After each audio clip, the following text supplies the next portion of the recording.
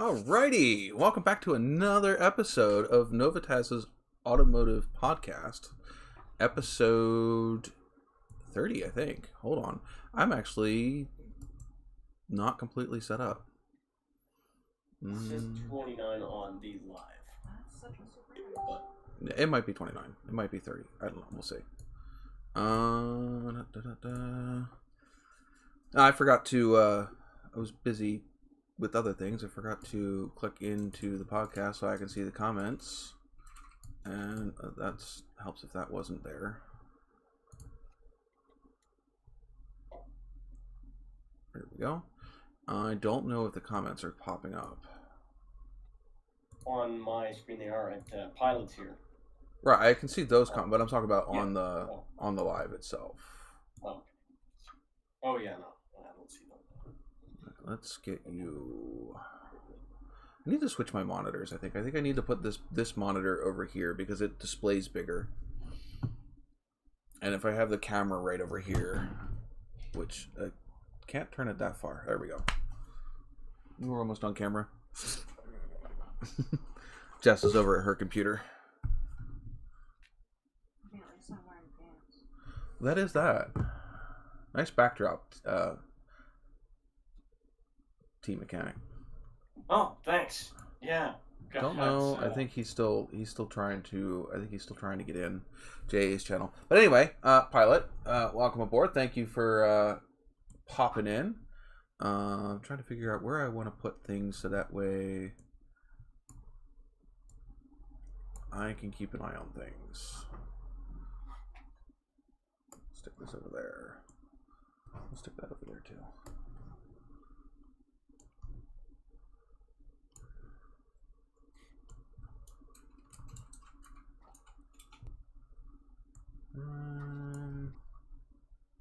Yeah, because if I have this over here, then I'll be looking over here all the time instead of looking basically where the camera is. But anyway, oh, Jonathan's in. There he is. Hold on, I'm trying new ideas here. Nope, that ain't gonna work either. You need to get Trying yourself. to figure out where the hell to put this thing in the semi. All right? Oh, you're in the semi. Yeah. Oh, you need a Peterbilt sign behind you. Yeah, but it's an international. All right, well then get yourself. Do you know what you can do? You know what you can do? You can go get yourself one of these, and you can put one of these behind you. Oh wait, where'd my camera go? I don't know. You fucked it up, Sean. No, it keeps trying to switch back to the old one. I was gonna say if I was sitting up front, I got a phone mount on the fucking thing, but I'm kind of back here. There we go.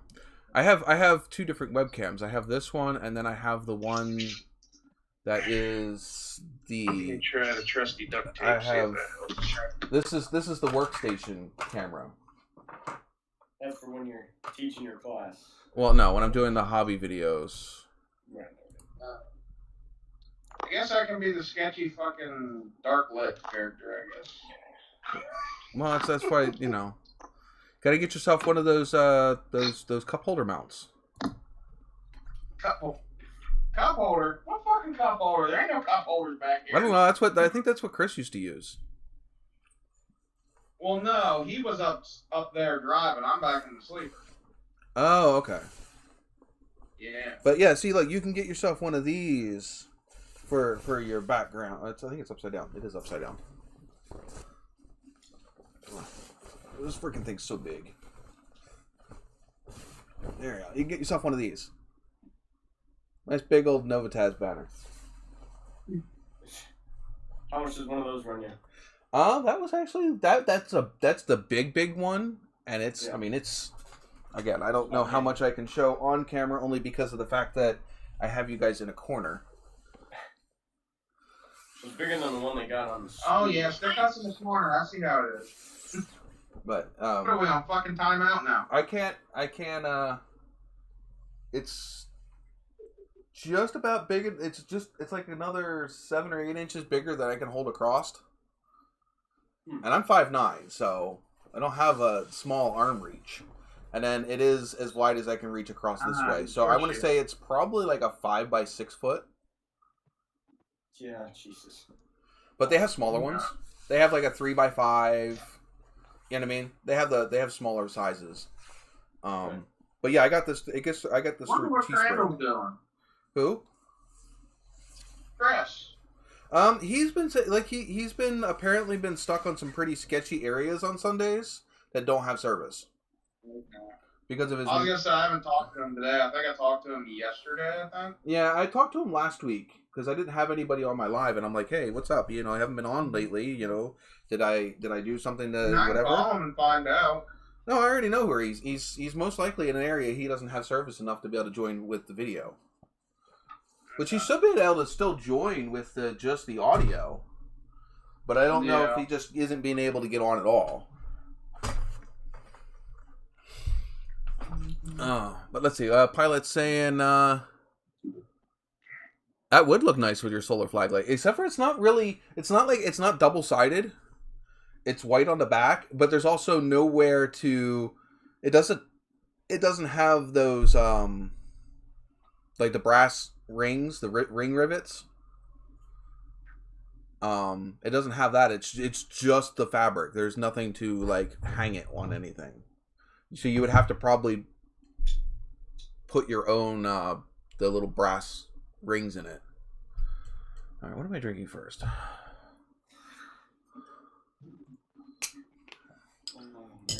But yeah, I put out my first edited video in a while. Yeah, I saw that actually on Instagram. There you go. I was also testing out my whole new setup. Is it new from last time? Huh? Well, actually, hold on before I ask that.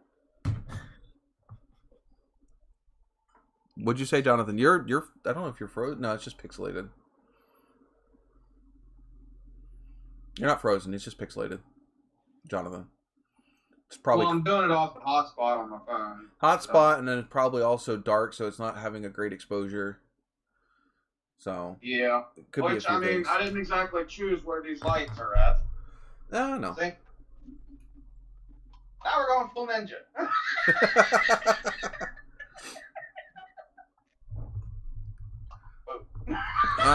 It says lose the chat box. It's not showing up anyway. I've been cooped up in a fucking sleeper for 2.5 days. What do you expect out of me? Yeah. Let me see if I can get the chat box working. Let's see. Let's just remove it. It's almost like this light doesn't even fucking do anything. Add one. It does something. Not much. Chat box.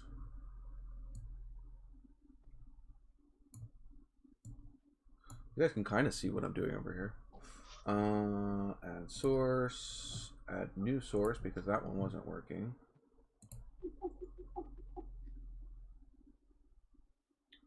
There we go. Source. There.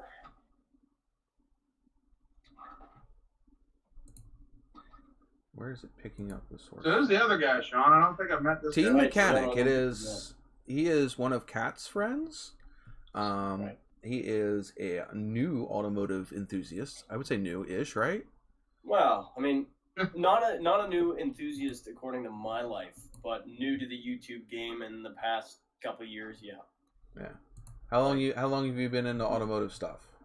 Oh man. Well, I remember as a kid, like 2, 3, 4, maybe 4 years old, walking through Costco parking lots, and my dad would ask me, do you know what that logo is on each car?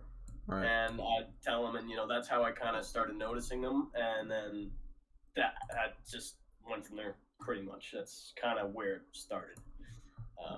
So interest since as long as I can remember. Yeah. Somebody type in the chat. I want to see if it's popping out. Do you know why the chat box isn't working? I'm trying to figure it out. The only time I can ever play with it is if we're live. I can't play with it when we're not live because then it's not getting a feed. So if I'm gonna fix it, I got to fix it while we're live. That's why I used to run. I used to Let run me see test if I can streams. bring it up. Yeah, I used to run test sessions during the week when I had stuff that was going wrong. Fuck out of here, heads. Nobody cares about your bald ass. Go somewhere else. Who are you talking to? Sorry. Oh, is he in the sleeper with you? Is he in the sleeper with you? Who? Whoever your bald ass friend is. No, it's the fucking this dumb fuck on the ad that I don't want to see. Oh, okay. I'm Yeah, not it's seeing not the chat popping box up. on here All at right. all. It's not popping up, but we'll figure it out live. So you guys can help me figure it out. Why would Hey, you? You know they've got 2 front seats in a truck. Do you need a coach truck? Depends on how long you're driving. Well, yeah, that's true actually. Man. What is it? Well, why would you need a co-trucker with you? I guess that's true. I mean, as long as you're, it depends on how long you're driving, I guess. But I mean, I can take passengers with me. if you want, can you just like, do you have to ask for permission, or can you just take? I mean, yeah, asking is always nice, right. but I mean, I'm sure Joy wouldn't have a problem with it. And it's also another liability, though, if you happen to have an accident when you have a passenger with you. That's true, but are they going to be your biggest concern considering all the cargo you lost? Human. Well, here's the other thing, though. If you get in a bad enough accident, you ain't gonna be worrying about nothing. These things are literally rolling tin cans. They might be big, but they're not really that safe, from what I hear. Well, probably good that you And have seen. No, it's just a. Out of my 3 weeks of doing this, I've seen 2 or 3 rollovers already. Yeah. I mean, you're just in a giant fiberglass box sitting on top of a freaking really, really floppy chassis. Pretty much. He's floppy. Oh, yeah, those chassis are freaking hella floppy. Oh, you ought to see it when you fucking go into a gear the wrong way. You're like, all over the place. Like you're on a fucking boat. I don't know if it's just like the airbags on the cab or whether it's that fucking flexible. I don't know. It'll rock. Like literally, I can go like this. Yeah, And the whole fucking shit's moving. that's what my dad says that he'd like to drive one for, because they're just so fun. They're so bouncy and whatever the hell, there's something fun about that. It's funny. I just did that. And everybody in the fucking pilot parking lot probably thinks somebody's fucking in there. Because I mean, I literally just rocked that son of a bitch like a boat. Oh man. Well, yeah, I gotta drive one. I was telling Sean last week I wanted to buy a grain truck. It was a Ford LTL 9000. Oh, okay. And with a 3208 cat. I wanted to buy one. In Alberta, you need a class 1 is what they call it to drive one. It's got 3 axles and air brakes, but God, I don't know. That would be cool. Just for the fun of it. Try to daily drive one if you can. Spend $500 a week in gas. I don't know. Up to you. Do whatever you want. Every time I fill this thing up, I think it's around $300 or $400. Right. Not out of my pocket, but Yeah, well, that's true. And if you daily drive the thing, I mean, it depends how big the tank is. On that 9000, I mean, it's not the biggest truck you're ever going to see, but from a quarter tank, that's the last time. The farthest it's been down when I fill it is like a quarter tank, and it was almost 120 gallons. okay. Wow. So it goes for a little while. Pilot's I've ahead of used up us. some gas this weekend from having to start the truck to run the AC. Yeah. Because the electric APU does not last very long, Huh. especially in Louisiana fucking hot weather. Hey, you're down by it's just a 6 then. Literally like less than 30 minutes from him. Is Oh, that where damn. he lives? Just a 6. He lives in Ruston, Yeah.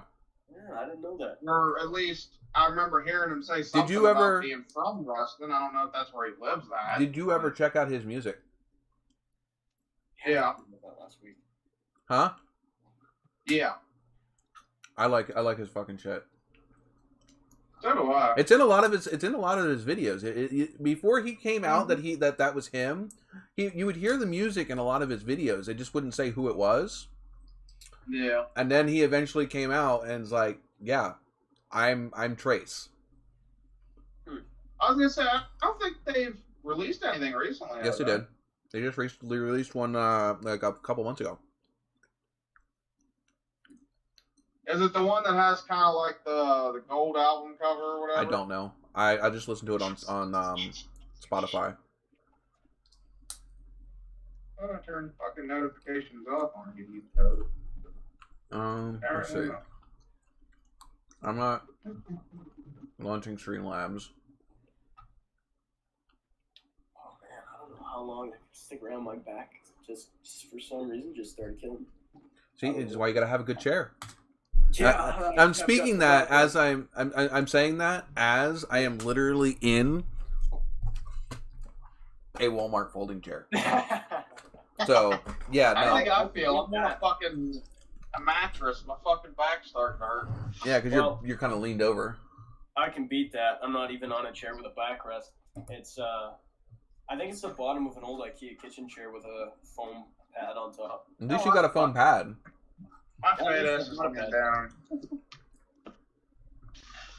All right, let's see if I can. That mattress, like, at least, I mean, it's a sleeper. It's got to have some element of comfort to it, right? I mean, it's not bad back here, except when you're sitting up and you're fucking leaning over to look in this fucking thing.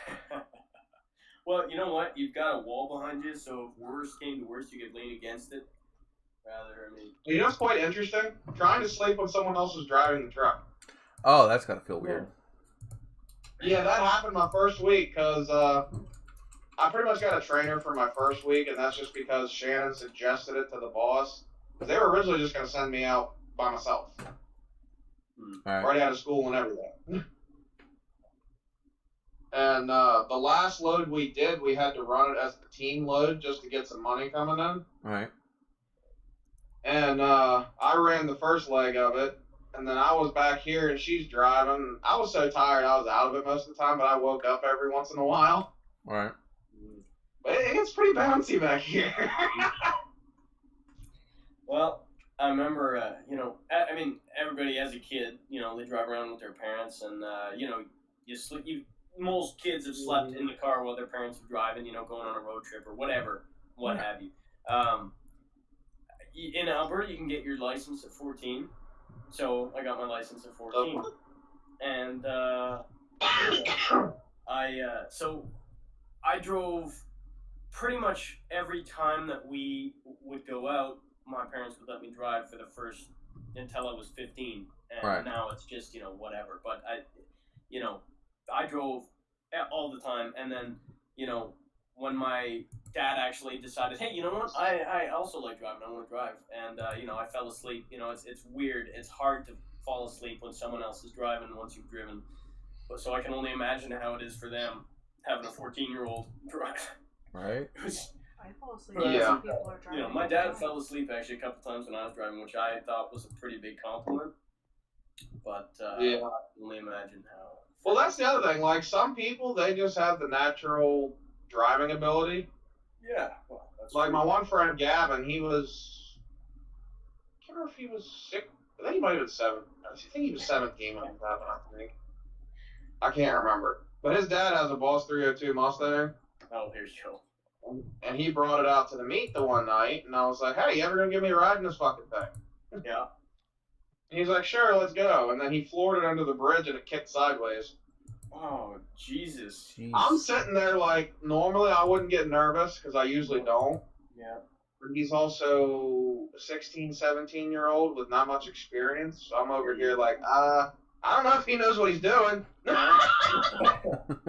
He handled it perfectly fine, though. So, did it crash? Did it hit No. Okay, good. Pilot asks, "How old are you now?" Yeah, I'm 15 now. Yeah, going on 16 in January, so I gotta pump out as many videos as I can while I'm 15. You know. Jess just called you a baby. Okay. Appreciate Well, it. yes. Thank you very much. Thank you. I'm not sure if you remember. Jess is my girlfriend. She's actually Yes, yeah. right over there. But you can't see because I'm not pointing. But she's that way. Yeah. She can see Yeah. you guys. You guys can't see her. Right. That's not fair. She's complaining because she just turned 30. Oh man. That's crazy. Yeah, she just turned her birthday. Wait, how was old are you, Sean? I forget. 38. Wow, man.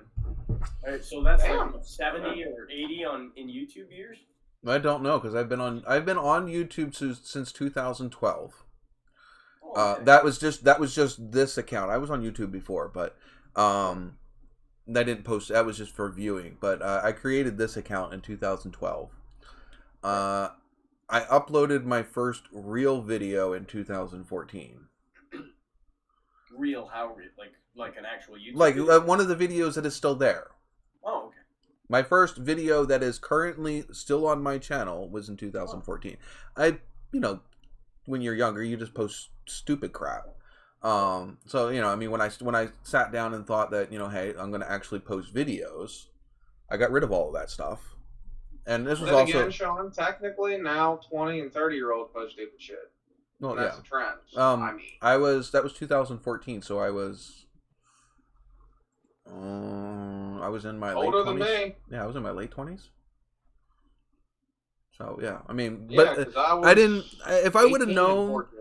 if I would have known what YouTube if I would have known that people were going to watch stuff like that, I would have been posting back when I had first got my Nova.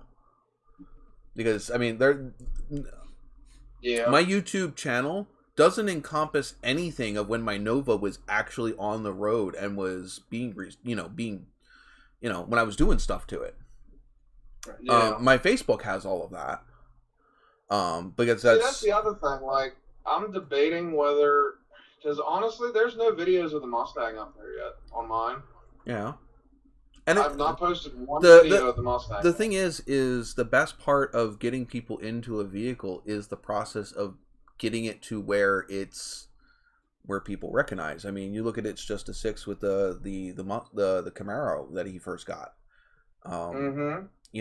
The whole reason you end up blowing up is people following the build process as it evolves into what it's going to be. Yeah, you don't start out with anybody when you're, whatever. I'm gonna see if I'm gonna create another one where it's just. I just don't know if I have the time to really do it anymore. Oh, I'm lucky that way. I can start out young when all I've got to worry about is school, and then all the other time I can do whatever the hell I want with YouTube. So Right. I'm lucky that way. Not for long. Yeah, you have all the time in the world right now. I gotta get a job next semester, so we'll see. And it's not like I gotta get a job. It's like I've got one that hopefully is lined up to start getting in the hours. I want to graduate. We have something here. It's post-secondary called SATE. It's basically trades school in Calgary. And Right. anyway, I want to graduate there. It should only take me 3 years, 4 years maybe. Well, it's 2-month courses that you do later in the year 4 times. So it's not actually 4 years, but I want to graduate with my red seal from there. And I totally can. So that would be nice. I should be 21. That would be cool.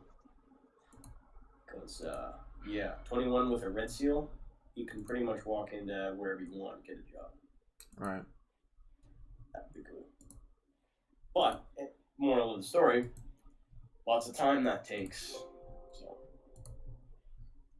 And 21, as far as I know, is that you're no longer a teenager, so I don't know how teen mechanic would work.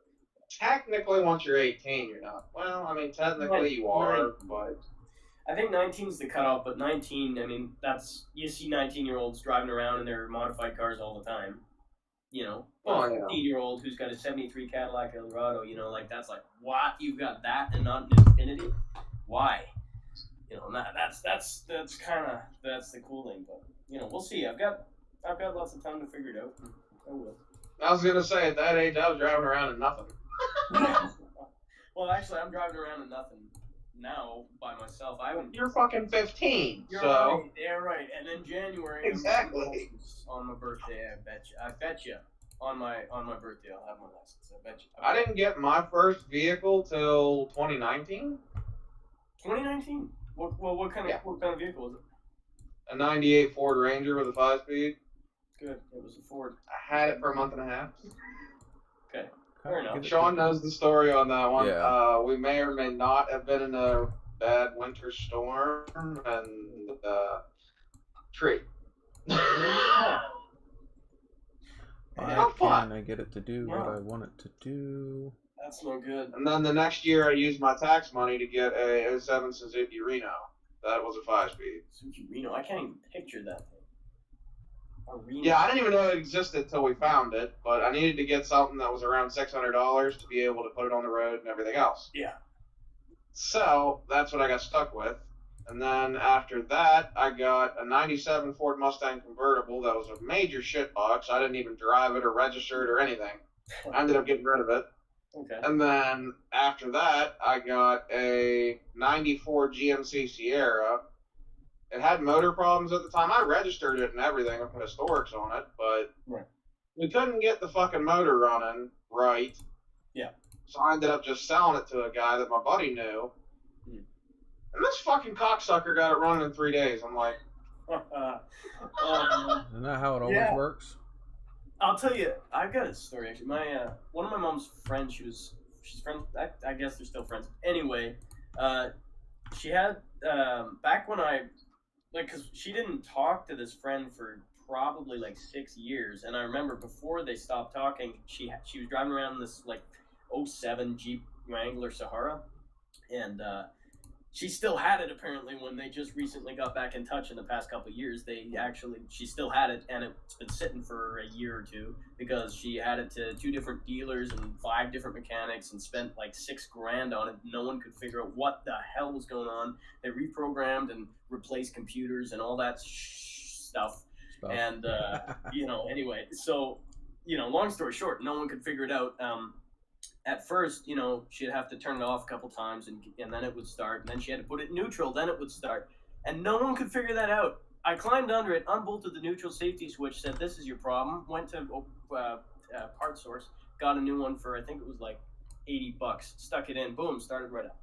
And I don't understand how, at the time, a 14-year-old figured out it was a neutral safety switch immediately.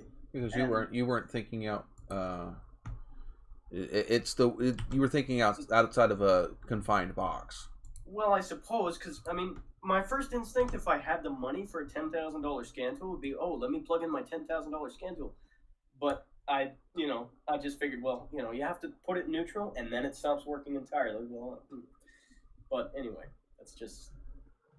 Yeah, just think that that helped you out. You know? Absolutely. yeah. But yeah, and then after that truck then I got one pretty much identically the same, except it was a Chevy version. Oh, okay. Which I still have that truck. Right. And then technically in between that and the newest one, I ended up getting this, I don't know if it was a 90s or an 80s, I'm not sure. It was before airbags, but it didn't have airbags. It was a Ford Escort wagon. But I didn't use it for personal shit. I used it for taking around a dirt track at my buddy's house. Oh, that's awesome. That is awesome. That fucking 4-cylinder had 638,000 miles on it. Holy crap. If that doesn't say something about Ford, and Okay. That's pretty cool. You'll have to get my channel name off of Sean because that video's up there. What, JA Of us channel? doing that shit. Yeah. What is it? JA channel? JA''S channel. Oh, okay. I thought about changing my name to John the Car Guy if there isn't a channel out there already with it. Well, maybe, I don't know. There probably is. There's other key mechanics out there, but, they haven't posted a video in 2-3 years or whatever. That's true. I haven't posted a video in probably like 6 months. Well, that's fine. But then after that, I ended up getting my Mustang that I have now, which is an 04 40th anniversary edition. Wow. Which it's we a just nice car. put the Terminator Cobra wheels on it, and it looks like 20 times better now. Yeah. Yeah, let me find the picture here. Which one's yours? I imagine it's this one here. You've got 838 subscribers at the one? Sounds about right. Yeah. Yeah, there you go. I think, yeah. Yeah. There you have it.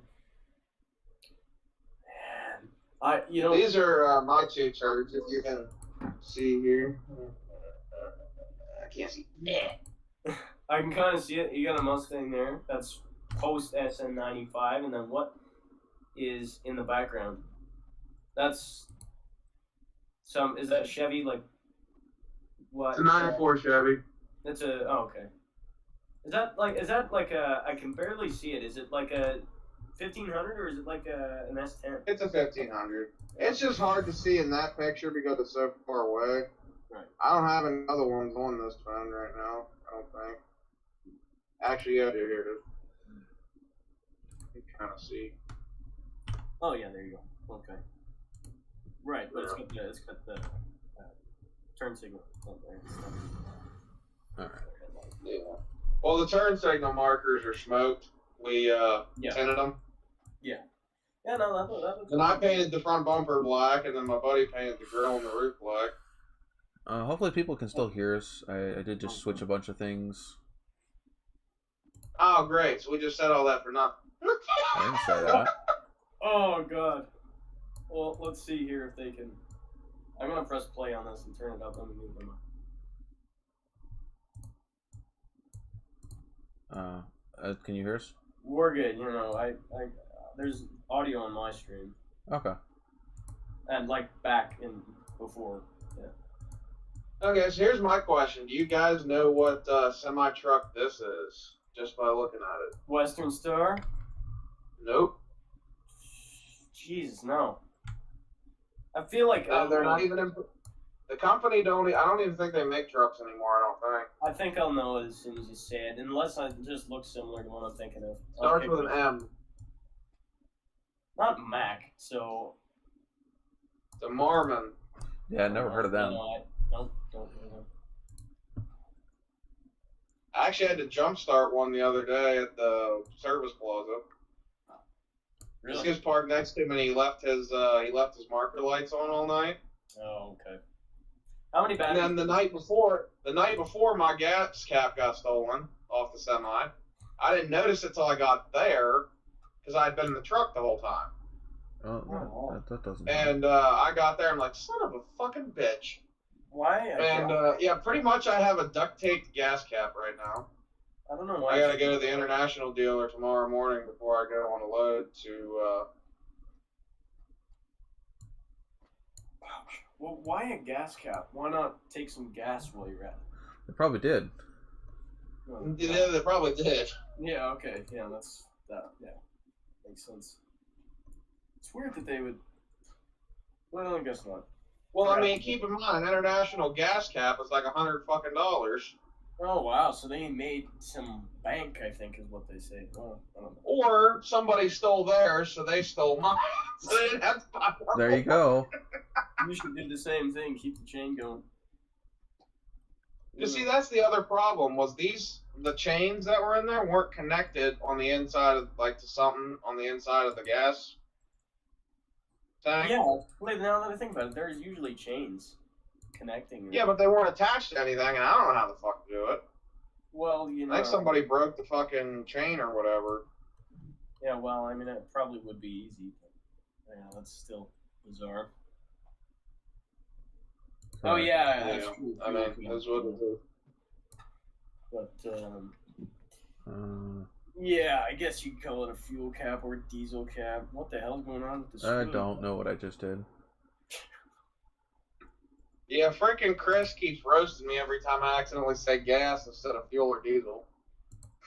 Well, you know what? Diesel, I learned this from my uncle like 2 nights ago. Diesel was the German guy who invented the damn diesel engine's last name.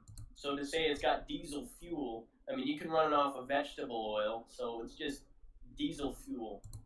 It's not, you know, that's just called being anal about stuff. You want to know one thing that stinks on these trucks? What's that? Death. What? DEF, diesel exhaust fluid. DEF, yeah. Well, so what? How you have to fill that up? When? How often? It's not as often as fuel because it doesn't go through it as much. Right. How much? How much DEF does it take? I have no idea because I've never filled it empty. Oh, okay. Yeah, a lot of people delete that stuff. In Alberta, you can pretty much do whatever the hell you want, whenever you want. So no one's really cares about their vehicle's pollution. It's just noise level sometimes. Like I was gonna say one of the internationals, somebody before Tina deleted the DEF. I mean, the tank's still there. no, They just got rid of the lines and everything else. Just like, okay. Okay. I figured out what I did. I think my truck's the only one that has working DEF. out of with the fleet, or Yeah. No, yeah, okay. Well, there's 8 trucks in the fleet, so. No. There you go. Fixed some of it. There's my truck, which is one of the better ones, because Shannon's was in a wreck at one point, from what she noticed. There's the one that has the max force in it, and fuck that. I will never drive that truck. I do not care. I'm not driving no damn fucking gay ass max force. Forget that. It'll probably break within the first 1,000 fucking miles. Then we got one that's completely fucking ghetto. Like, it's bad. What? And it's got a stinky fucking fridge in it that the last driver left food in. Oh wow. I was gonna clean it out for $50. Yep. And then I started doing it, and then I started gagging. I'm like, oh, I never puke. And then I'm like, oh, nope, I'm puking. It was that bad. I was like, I never puked to smell. So that tells you how bad it was. Oh, Yeah. that smell. Well,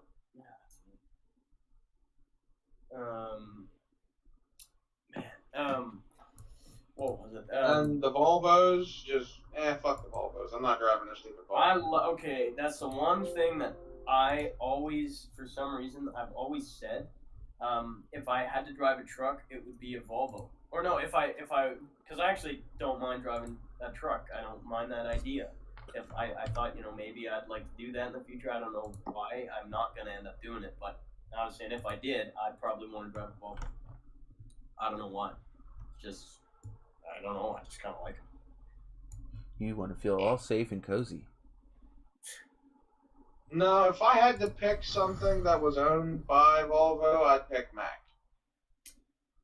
Yeah, well, Mac. Everybody wants a Mac.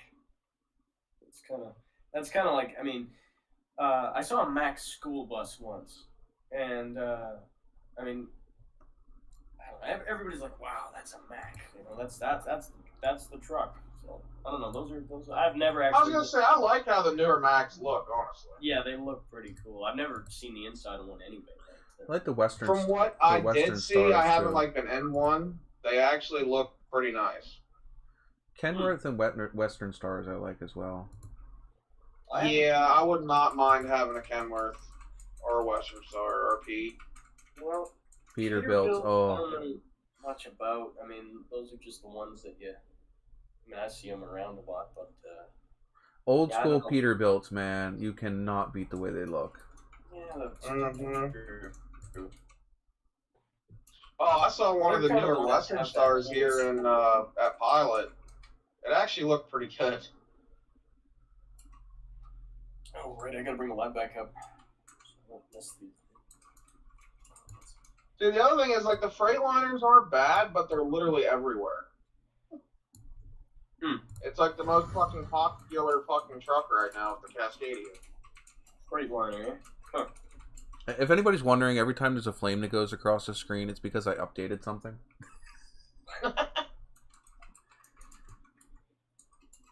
But yeah, I got rid of the chat box. I moved some of the other stuff around on the screen. Oop, I know what I need to go grab. I need to go grab the whatchamacallit logo. Absolutely. Oh, oh. Oh, jeez. Sounds about right. Where's that at? Yeah. Is sitting in a truck all the time, is that hard on you? Some days, yeah. I mean, the one day I drove 6 or 7 hours straight. Man, Not fun. I was thinking the other day if I wanted to drive all the way up in Alberta, there's a city, I think it was Valley View, some town I had never heard of before. Anyway, it's like 6.5 hours away from here, and I was wondering if I wanted to go all the way up there to get a Grand Marquis with no trans in it. I drove Man. 5 hours to go get the front bumper for the Kia. For the what? The Kia? The green Kia. I ended up picking up one all the way up in Connecticut. Connecticut. Wow. Dude, I mean, it's not bad, but then again, sometimes dealing with idiots. Oh, man. It's the thing of... One thing that annoys me the most is all the goddamn construction zones, and there ain't a goddamn thing happening. It's like, Yeah. Well, it's a construction zone, but there's nothing happening. Really? So I gotta go 50 fucking mile an hour just for cones? Like, really? just for cones, yeah. Oh, man. Like, this is bullshit. Yeah, it is ridiculous. Around here, it's real bad. Calgary And construction. it'd be like the one time that we go the actual speed limit, not the construction zone speed limit, for the non-construction, Yeah. there'd be a cop. Man, yeah. No, I don't know. I keep my eyes peeled for cops, and it's pretty easy because Alberta's on my side of the flag. On the interstate, the one day, oh my god, this one scared the shit out of me. He pulled out. Yeah. And he looked like he was trying to come after me, but I was going the speed limit. Right. I think. So then he's got no reason. Because then again, I just came out of the detour and back onto the road, so I really didn't know if the speed limit changed. Yeah. And he got the fucking Volvo behind me. I'm like, whew. Oh, okay. Yeah. What kind of car was it? What kind of patrol car? What was it? I think they were all Chargers. Oh, damn it. Damn. Because I think it was it fucking Illinois? Or was it, I think it was Illinois. State troopers, Yeah, I think. most of the states, I guess, they use the damn Chargers. In Alberta, it's all frickin' Ford Explorers, but there's a tell. You look at the roof racks. If it's got them, it's a soccer mom. If it doesn't, it's some power-hungry bylaw officer who pretends they're a cop. Well, actually, the cops are cops, but the frickin' photo radar, they're all bylaw officers. That's a little-known fact for some reason, but it is true. I was gonna say, most of the ones I saw on the interstates I took were Chargers for the most part. Yeah, well, Because a lot of it was like Turnpike too, like the Ohio Turnpike and the Illinois, what the fuck do they call it? Skyway or whatever. yeah. Well, I don't know what So they it call might have just been like their version of Highway Patrol or whatever. Oh, okay. Yeah, well, that's true, actually. I guess certain counties can have their certain highway. Yeah. I mean, they all had the same fucking paint job for like 100, 200 miles. So. Well, I guess that's the way to tell them apart, then. There. Same damn paint job for a certain stretch of miles. And again, they were all sitting in the median, so it was kind of like, well, yeah, it's a cop. Right. Yeah. Look at that. Well, Yeah, quite well, frankly, it's I'm hard in for me push. to miss a car. Like an Explorer F-150, or if you're lucky, a Taurus. Taurus, if you're really lucky. And you see it sitting on. Wait, hold on. Did you just say Explorer F-150? What? Yeah. Yeah, they had those Explorer pickup trucks. What? What are you talking about? Didn't they have the Explorer pickup trucks that kind of look like the freaking Avalanches? Well, yeah, but he just said the Explorer F-150. I'm Okay, like, no, what? Explorer, comma, F-150, comma, or maybe a Taurus. Okay, so see, Yeah, you did well, not the next time pronunciate say correctly the then. Explorer or the F-150, Yeah. or, you said Explorer F-150. Like Sorry. that quick. My- I'm like, He forgot to punctuate. Yeah, sorry. I forgot. I'm just like, I know Canada's a little different, but shit, I didn't think they were like that different. I think I've got a nickname. I think I got a nickname for Team Mechanic now. Okay. We just call you Rookie. Rookie, okay, that's fantastic. He says, "Oh, that's fantastic." We'll just call him Rookie from now on. Oh, man, yeah. Well, What's up, Rookie? is this is this ELA? Is this language arts or whatever the hell you call it? It's, ELA. No, it's just a fucking Canadian being confusing. Wow. Okay. Listen. Have you not ever? Okay. I think that's like. Did you both at the same time think I meant Explorer F-150? No, I was Like- half listening. Oh, okay. Okay. Because Yeah, he fucking zones out all the I have fucking time. ADHD. I can't help it.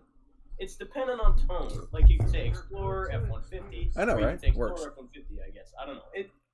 You said Explorer F-150, not Explorer F-150. There was no break. Okay. But if you know Yeah, that's you're not right. a thing, Yeah, then, exactly. like, you would Oh, assume... okay. An Explorer F-150.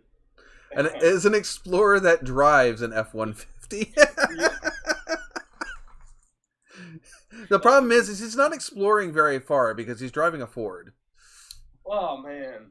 Well, you can explore most of the paved things besides. You could explore the side of the road. I mean, I think Nikolai did that, but that was in a Durango. Oh. He was talking about that earlier in our chat on Facebook. He was like, apparently he was stuck on the side of the road with a wheel that was locked up. Kind of a Dodge thing to. I mean, it's kind of a Ford thing to do. Well, Normally, actually, the Dodge never gets out of the driveway because the transmission doesn't work. Yeah, that's a good point, actually. Yeah, And Dodges don't have good transmissions. Fords are the most eager to get out of the driveway because remember that recall they had for the Explorers where they'd actually accidentally shift gears, and they had that all the way back to I think that might have been the other recall with the Pinto. How about when the tires would just randomly the stock tires would Yeah. randomly blow out? Well, Firestone and then that was the end of them. But yeah, that's And a fucking Pinto, all you had to do is smack its ass too hard and it'd go. They get all hot and bothered when you smack its ass. Exactly. All cars Not have bothered it. and deadly. Oh man, yeah, no, that's Pintos. I mean, I remember one of my good friends said that they wanted the Pinto for the first car. They always thought they were cute, and I said, "Oh yeah, that's a good one." Actually, Just put a race cell in it. You're good. It's safer in What? your passenger seat than it is back in the trunk. I was very surprised that they had not heard I don't know how you hear of a Pinto without hearing that that's the They car. did end up fixing the problem though. What year? Yeah, but the reputation was fucked. So Yeah, probably they didn't sell it. what they did is they ended up you got issued basically a crash bar that would go around Okay. the back behind the bumper that would help Yeah. keep that impact from happening. Right. So Well, they did I'm fix the issue, Yeah, well, I didn't know that they did actually. I mean, but not before the whole car went up in flames. But yeah, well, there you go. I mean, I think it was $11 a car that it would have cost. Not 11 cents. I always thought it was 11 cents, but no. It was $11. there is let's see, it's just bricks is joined. I Jesse, I saw you a while ago. I'm sorry, I was busy dealing with trying to adjust my live stream layout because we got rid of the chat box. Which again, I really don't need it anymore You because actually, you can. Well, it's very delayed, I guess. Or well, actually, it's a good reference point for the viewers to say oh, okay, that's when they see the message. it was, but the problem is I wasn't seeing it. We're gonna have to play with it during the week at some point. Maybe I'll do a live stream with working on one of these models, and we'll play with it then. But yeah, I had it before, and it was mainly before Xbox and all of them had it, so that way you could see the chat. Because before, if you were watching on an Xbox or a PlayStation or even your phone, you had to choose between whether you were watching the video or seeing the chat, and that was kind of annoying. Well, I mean, Xbox and PlayStation, you couldn't see the chat at all. You had to bring it up on another device. You mean okay? Yeah. So it was originally designed for people because I watch stuff on Xbox most of the time, or I'll watch it now on my the Roku, the big I TV. would if I had it. And the thing is again, if it didn't show up on the screen, you couldn't follow the chat. So all you would have is the live stream, and yeah, it was annoying. I mean, I still pull the chat up on my phone when I'm watching it on, but only really to type, not really because I'm watching the the chat on my phone. Yeah, I mean, I don't think, because I'm on a Mac, I don't know if I can. Oh, yeah, I still can. I did say brisk. Yeah. No, I thought I It's said just- brisk.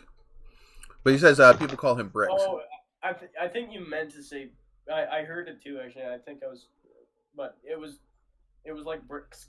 I don't know. Something, maybe. I don't know. It doesn't matter. It really, I don't know. We're all here to have fun. If I screwed up his name, I apologize. I'll try to say it correctly next This time. damn Mac is starting to frickin'. Okay, You know the best solution for that is? Buy a PC. Pick it up, and the nearest hard surface you can find, throw it at it really hard. You really want that kind of feedback on your live stream? You just disappear. It wouldn't be feedback at that point. You just go. Bloop. You'd be gone. But in that case, I would be telling you first, pick up your phone, log into the live stream on your phone, and then chuck the Mac. Right. The other thing you could do is you have that gorgeous Cadillac. You just stick that underneath the front of it, and it should hold it from rolling. And if it doesn't, it's no harm foul because it was just a Mac. Yeah, it does. Oh, man. You know, I gotta say, it's been here for 9 years. It's lasted this long. Like, why bother? Why bother ruining it now? Hold on. Oh, I better read this. Where is it? No, that's definitely not. Sean's bringing out. Oh, I can't. It's over there. I can't bring out the brick. It's sitting over there next to her. See, I was right. The fucking fossil. It is. It is a fossil. I mean, the laptop itself is like that freaking thick. Oh yeah, are you talking about the alien one? My Alienware, yeah. It's like freaking 2.5 inches, 3 inches thick. What the hell did I do? Well, hey, if somebody's ever trying to fucking kill you, just whack them upside the head. That with one, the that fucking one would PC. keep the Cadillac from rolling. What? I could use the Alienware as a chalk for your Cadillac, so it didn't roll away. Well, it's pretty low. Yeah, you're right. It'd be kind of like. Yeah, that's true. That thing is it's a brick, man. Well, yeah, that's true. As a wheel chalk, I never use wheel chalks. That's the problem. I See, have. the thing is you don't live in coal country. In what country? Coal country. I live here in PA, in the middle of the Appalachia Mountains. You mean Every single town, almost every single town up here is nothing but a giant hill. Oh, right. Actually. Hey, my area is too. Yeah, Well- let's just put it this way: from the front of my house to the back of my house is a whole story difference. Really? Okay. The front of my house, I could literally walk out my front of my basement out onto the street, and the back of my house is level with the backyard. The first floor is level with the backyard. Wow. Huh. Well, And my garage is another probably 2.5 feet higher than the back of the house. that's pretty remarkable. That's almost San Francisco territory. Jonathan, You you've can't been even know nothing about Jonathan, these you've been up here in this area. I know you have because you've been up to maybe you've been up to at least Carlisle. I've been Carlisle. I've been Newville. Have you been up this far north? Huh? Have you been up near Centralia? Unless I passed through it on the freeway, I don't. Well, the think. freeway is not as hilly. Obviously, that's why it's the freeway. Yeah. They try to keep that as level as possible. You just cut through the I mountains. did get stuck on Route 30 the one time. That's down by where I used to live. That was interesting. Crandall actually told me, he's like, I owe you a beer. You did that shit without burning your brakes up, wrecking the truck, or catching the brakes on fire. We've seen a few trucks with that, where the hills have literally caused them to overheat their brakes. Well, honestly, it being a 10-speed kind of saved me a little bit. Yeah, you can use the transmission and engine to slow it down. Well, Mhm. Yeah, I remember actually. Actually, yeah, I'm being I called. watched That isn't too far from the truth. watched The a inbred video hills. Of someone drove. I think it was a Chevy Cavalier. They were their brake rotors were warped in the front. That's So they- not uncommon in a Cavalier. Yeah, so they wanted to slow down using they low gear selection. Go from overdrive 3 to 2 to 1. Yeah. And what they did is they went from overdrive like speeds, like just coming out of overdrive kind of speeds, to 1. It was Yeah, that'll do it. Yeah, it was fun to watch. But if it didn't just shear the transmission, it would definitely over rev the engine. Oh man, actually, yeah, I don't know. That's like when people neutral dump. You basically all but did that. I accidentally did that in my Nova the one time, not intentionally, but I had the floor shifter. It's before I got the Z gate. I had a different B&M shifter, but it slid from. I ended up in neutral, and I had just bumped it, and it ended up in reverse as I was slowing to a stop. Just sheared all of the reverse and parking. The parking brake, they have these little tangs that pop out, and what happens is they engage in the drive. Well, they're not meant to engage at those speeds, and it just sheared most of them off. I found them in the bottom of the pan. You think when a transmission blows up and you find all the shavings in the bottom, it's one thing, but when you find giant chunks of metal in the bottom of the pan, you know that transmission's done. Do you? When they're chunks in the bottom of the pan? Yeah. Yeah. I mean, you can still see what they were. They just ripped them completely off. They weren't even they were kind of mangled, but you could tell what they were. Right. Like pieces of gears. No, they're not gears. They're like Yeah. They're little fingers that kind of they're in they're circular How'd part. the transmission run after that? Well, it ran just fine in first, second, third. It just had no reverse or park. Okay, well, that's fair. Are you talking about the parking pole? It's a TH350, so it's they're like little fingers, like kind of like the centrifugal clutch. Okay. But yeah, when you engage that, they maybe they are called paws. Yeah, I thought so. But there's like 10 or 15 of them. Well, yeah, I don't know how many there are. Let me see if I can pull one up. In modern day, it's just a parking pole pin, 1 or 2 usually, but yeah. Well, I mean, like the Yeah, and I said gears because my LTD that was just kind of an inside joke in my own head. Well, that doesn't help very much. No, it doesn't. I was going to elaborate, but then I gave up. No, I don't know if you probably haven't. I know you haven't seen it on my YouTube channel. I've got the video of what the hell happened. I put the damn crank sprocket on backwards, just the brain fart. So anyway, when you go to spin the engine, the timing chain just wouldn't spin. It was crooked. So of course the gear, the double roller gear, shredded, just sheared right off. Chain snapped, but yeah, it was ridiculous. Jesus. Hey, Sean, I got a good question for you. What? Do you know much about the 4L60Es? It's just an electronic version of the TH350. So, what's some possible problems when you put it down into first? Oh no, I'm sorry, no, that's the 700R4 electronic, I think. Same difference. Well, no, it's a TH350 with an overdrive. That's what a 700R4 is. But yeah, my truck, when you put it down in first, it'll still drive, but it's in second. Like, first does not work. Hang on a minute. I have no idea. I mean, it's probably...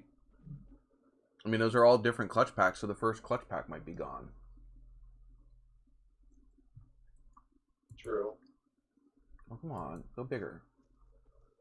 Because, I mean, every other fucking gear works. Yeah, it just might be that clutch pack is gone. I'm trying to find... I just got to shift it myself, pretty much, because if I stick it in drive, it'll automatically go to 3. Yeah. That's too high of a gear to fucking start at. Let's see if I can find a nice big picture.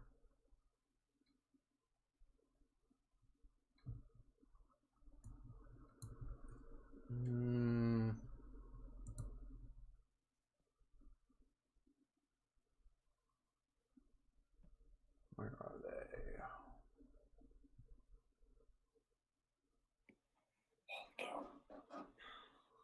Somebody watch the chat so we don't get in trouble for not watching the chat. Yeah, got two open. I don't think anybody said anything, at least not that I've seen. Oh, there's the 350. Not this one. Where's that?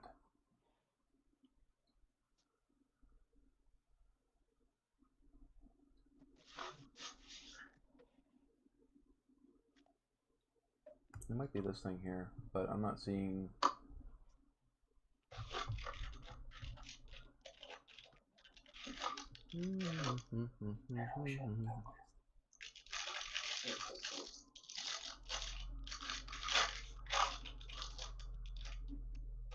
Yeah, actually, that Brisk in the chat. I mean, No, pushing a car in the rain just sucks. Yeah, well, actually, my Cadillac. He texted me. He texted me on my phone. He's a friend of mine. Yeah, I had my Eldorado. I had it registered and insured for a bit. The battery is totally dead flat, bulging on both sides. I mean, it's yeah, that's not good. You know, it's been frozen probably 5 times. Anyway, I charged it enough, you know, and then when you start it long enough, it can hold a charge for a very short period of time, but you have to be very careful. And every time I shut it off, I have to climb under the dash to pull a fuse that's actually causing the drain. So anyway, you got grounded short. Yeah, well, I think it's the trunk that 9 times out of 10 it is, but it doesn't look like it's got a power trunk. But anyway, well, what's powered that fuse? It's everything. It's like power seats, radio, the windows. There's a horn. So it's the interior. It's the interior harness. There's something else that you need. I think like power antenna. Anyway, there's a couple little exterior things, but like the horn. But well, actually, no. No, the horn is definitely inside. It starts it initiates in the steering column. Yeah, you're right. I called my own BS. Anyway, long story short, that fuse, that's something to figure out. Normally the horn's on its own separate fuse, though. It should be, but no, it's not. It's on that one, and is it supposed to be on that one, or is it shorted to that one? It's supposed to be on that one, and also it says right on the breaker. But anyway, the power locks is another thing. So right after we got the car, the horn stopped working, and so did the power locks. But it didn't just stop. The horn stopped working, but the power locks started smoking. So my dad ran up the driveway and got a screwdriver and unscrewed the power lock from the passenger side. But anyway, that's you have besides a short the point. So anyway, it was at night, and I was dropping my friend back off. We, in this car, it was just, I showed it to him. We were having fun with it, whatever. So anyway, I was gonna go home, but we were gonna run to the store first before I left. So we went, and it was kind of dark, but I had the headlights on. Oh no! And I shut it off. There you go. And it's an old car, so headlights don't go off. No. And we ran into the store. I looked behind me just to see it, just to admire it. And as you watch the headlights slowly die. Oh, for God's sake! So I ran back. I prayed, and they were on for like 10 seconds, and I prayed that it would start, and it didn't. Dead in a rainy, dark parking lot. So we pushed it. We pushed it like two stall rows forward to the median, which had like plugs in it. And I prayed that one of the plugs would work because I had a battery charger with me because I was super smart. And anyway, so I tried one of the plugs, and sure enough, it didn't work. So I went to the store and I said, "Do you have control over these plugs or no?" And he said, "Nope." So anyway, yeah, called his parents to come and boost us with their Mitsubishi RVR, and yeah, they had jumper cables because that's for some reason I brought a charger. But I didn't bring booster cables. Yeah, because that'll help you in the middle of the freaking backwoods when there's no plugs around. Yeah. Somebody stops by, hey, you got an outlet in your car? I don't understand. I don't understand what the hell I was thinking. Oh, yeah, it's a Tesla. I got like 16 outlets in my car. Oh, yeah. Don't worry, it'll only drain about 6 batteries. So just plug into the tree while you're waiting. I've got too many fucking batteries in this fucking thing. How many batteries does that thing have? It should have like six on. I think it's like 6, right? I think it has 6 under this little flap under on the driver's side by the door. Mm-hmm. And then I think there's 1 or 2 in the back for the APU. Right. I thought it was about 6 for a semi. And so what is it, like 2 to start the motor then? No, Like, kinda like, no, it's the 6 to start the motor. 6 to start the motor? Because that's surprising. Like, wow. You 6. know how big Have you those been engines? inside with it? Yeah, do you know how big those engines are? How does it need 6 to start a motor? Because are they those 6 like 12 volt, or are they 620? Is it? So are they wired in series or parallel? Like, let me think. Don't ask me that one. I don't know. Let me get my gears turning for a minute before I start firing off. well, if we start smoking, we'll know to go grab a screwdriver and just freaking unscrew you. Check his food box. We'll have your dad run up the end of the driveway. What? If what? If your gears start smoking, Oh yeah, okay, perfect. Yeah, that's great. That's a good idea. I think he had some lag there. a little bit. I'm sorry. Oh, Jesus. Oh man. You awake over there? I'm having some trouble. I'd offer you a beer, but you're too young. Oh, man. I'll take one. There's plenty of beer. Actually, no, I can't do that. I have to Jesse grab says some. that they're 24 volts. There's plenty of beer around here, but they're empty. I should have fucking had one yesterday. Have you been drinking? Maybe that's your problem. Maybe you've been drinking them. These are empty and they're not mine. That's what I said. They're definitely. Uh-huh. No, they're not. I'm not sure I heard that. I hate alcohol with a passion, actually. I just haven't said it yet. Because, I also hate smoking with a passion. Those are the two things. I mean, alcohol I'm more forgiving than smoking. I would say this is America and you can do what you want, but Oh, yeah. you're not in America. I just won't do it. I just won't do it for sure. That's hey, and that's everyone's choice. I mean, like even when I do, speaking of, I haven't done any of the things. Let's get this one up here. There we go. Don't forget to hit the like button and invite your friends. And if you haven't hit the subscribe button, do it because it's freaking awesome when you do it during the live. Hey, Sean. What? Technically, this live is 75% American and then 25% Canadian. So we win. Actually, no, you're wrong. It would be 66% American and 33%. Wait, so, okay. So, can someone technically unsubscribe and resubscribe? I don't know if that works. I think people have tried that and it doesn't work. I'll try it. If it is, that's grossly taking advantage of the system. Yeah. Yeah, no. Leave it to the Canadian. It takes a couple minutes for Streamlabs. Come on. It takes a couple minutes for Streamlabs to recognize it anyway. Right. But like I said, the other thing is you have to have your subscriptions public for it to count. Because if Streamlabs can't see that you subscribe to the channel, it's not going to know.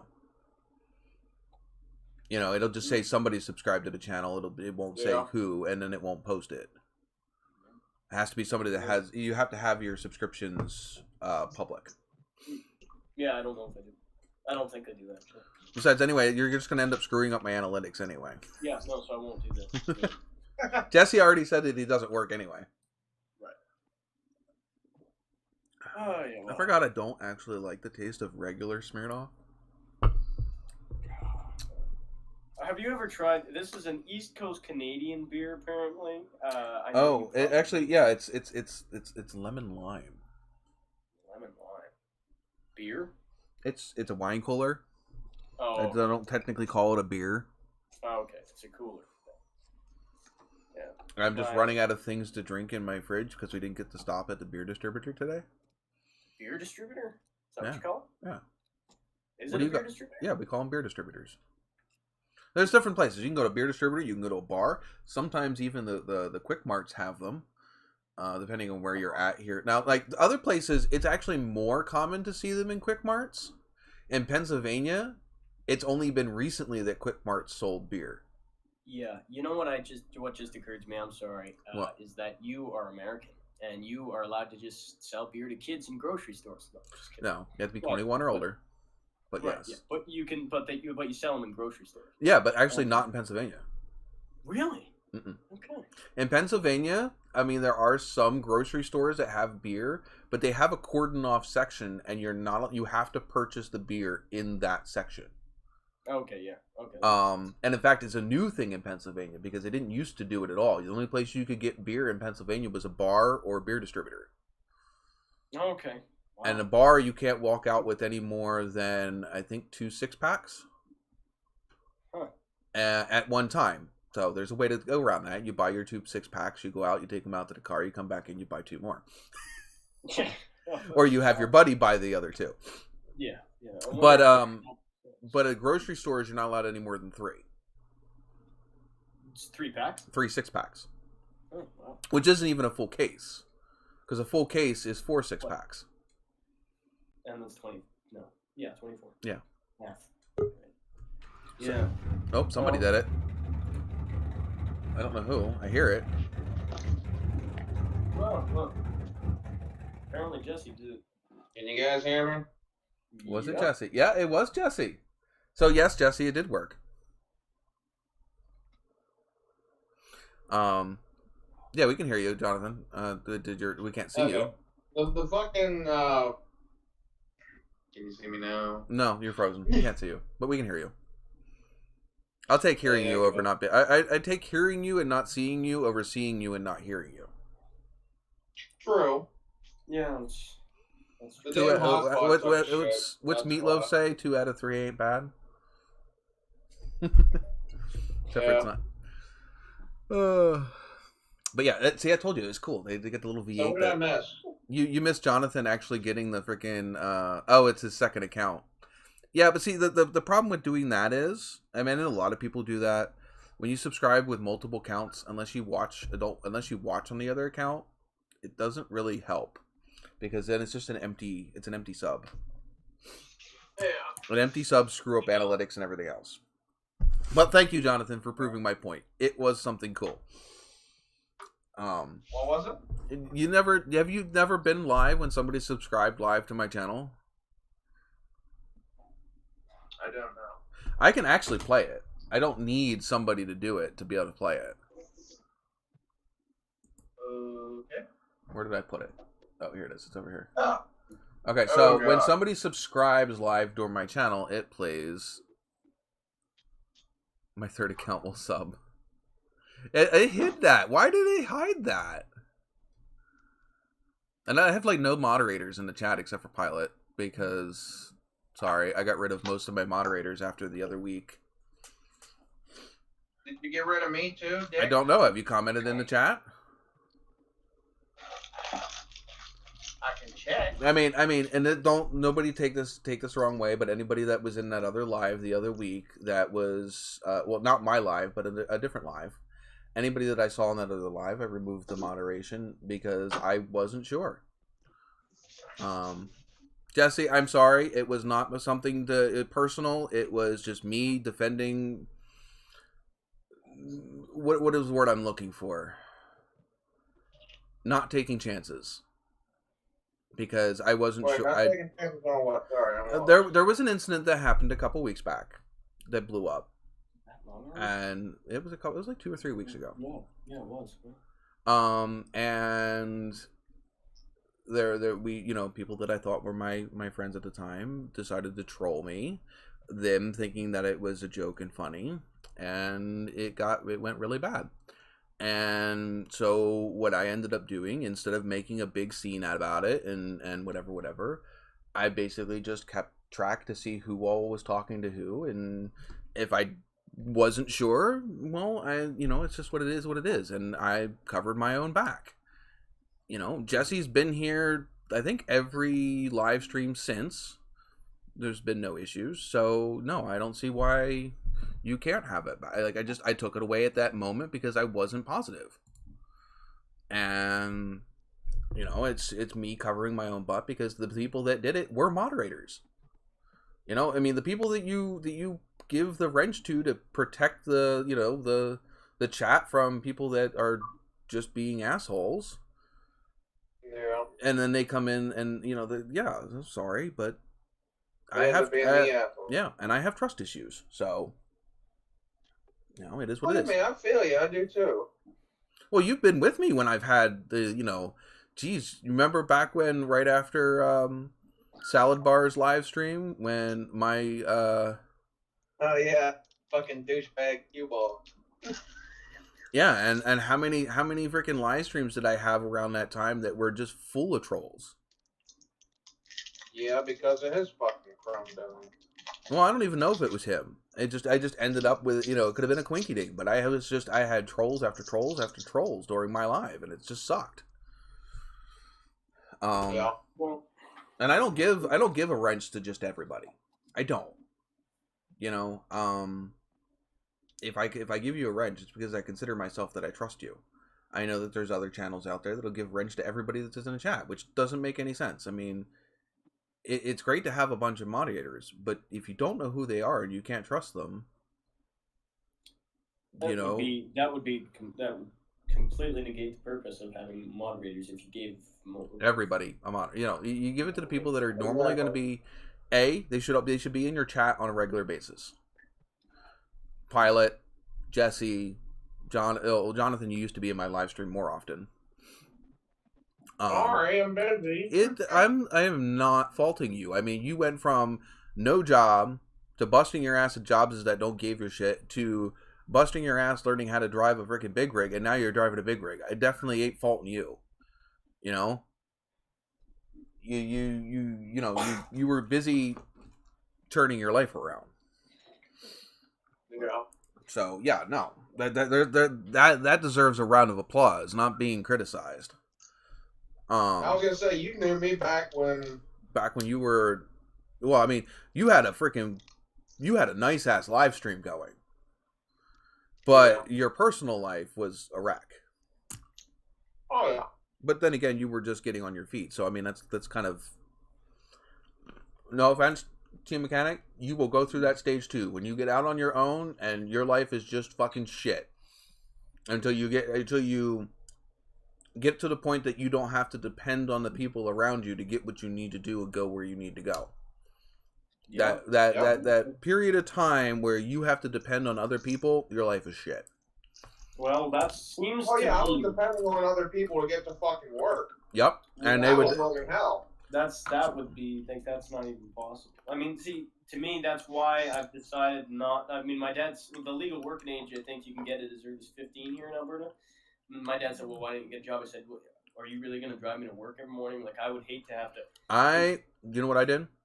I had a 20-inch BMX bike, or I walked. Yeah, there you go. That's how I got to work, because my mom, no. Yeah. She's like, no, you need to be able to get your own ass to work. Exactly. So I walked until I earned enough money to buy a freaking cheap bike. I bought the cheap bike. I used the cheap bike until I could afford a better bike. I used the better bike until I could afford a car.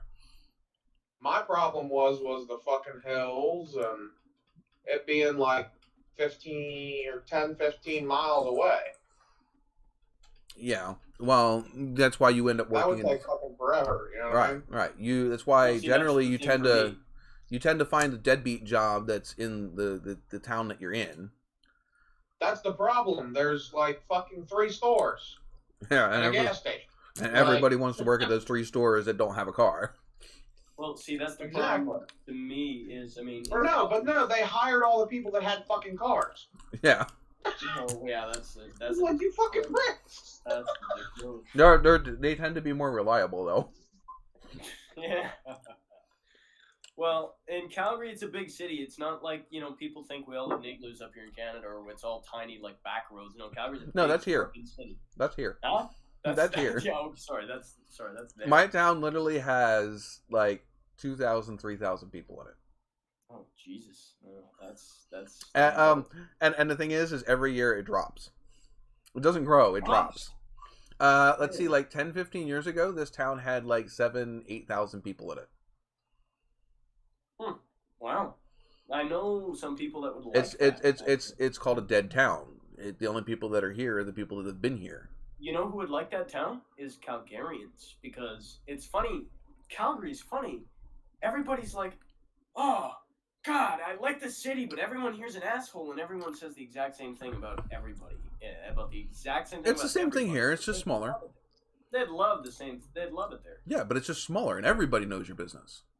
Yeah. Yeah. I mean, You can disappear. You can disappear and hide in the city. You can't disappear and hide in a small town. Yeah, that's true. I mean, Calgary's got 1.2 million Well, people. something like that. Huh? And I mean, I can't bike or walk. I can't bike, let alone walk to a mechanic shop on something we call Edmonton Trail. You know, a trail way up. Well, actually, it's down south.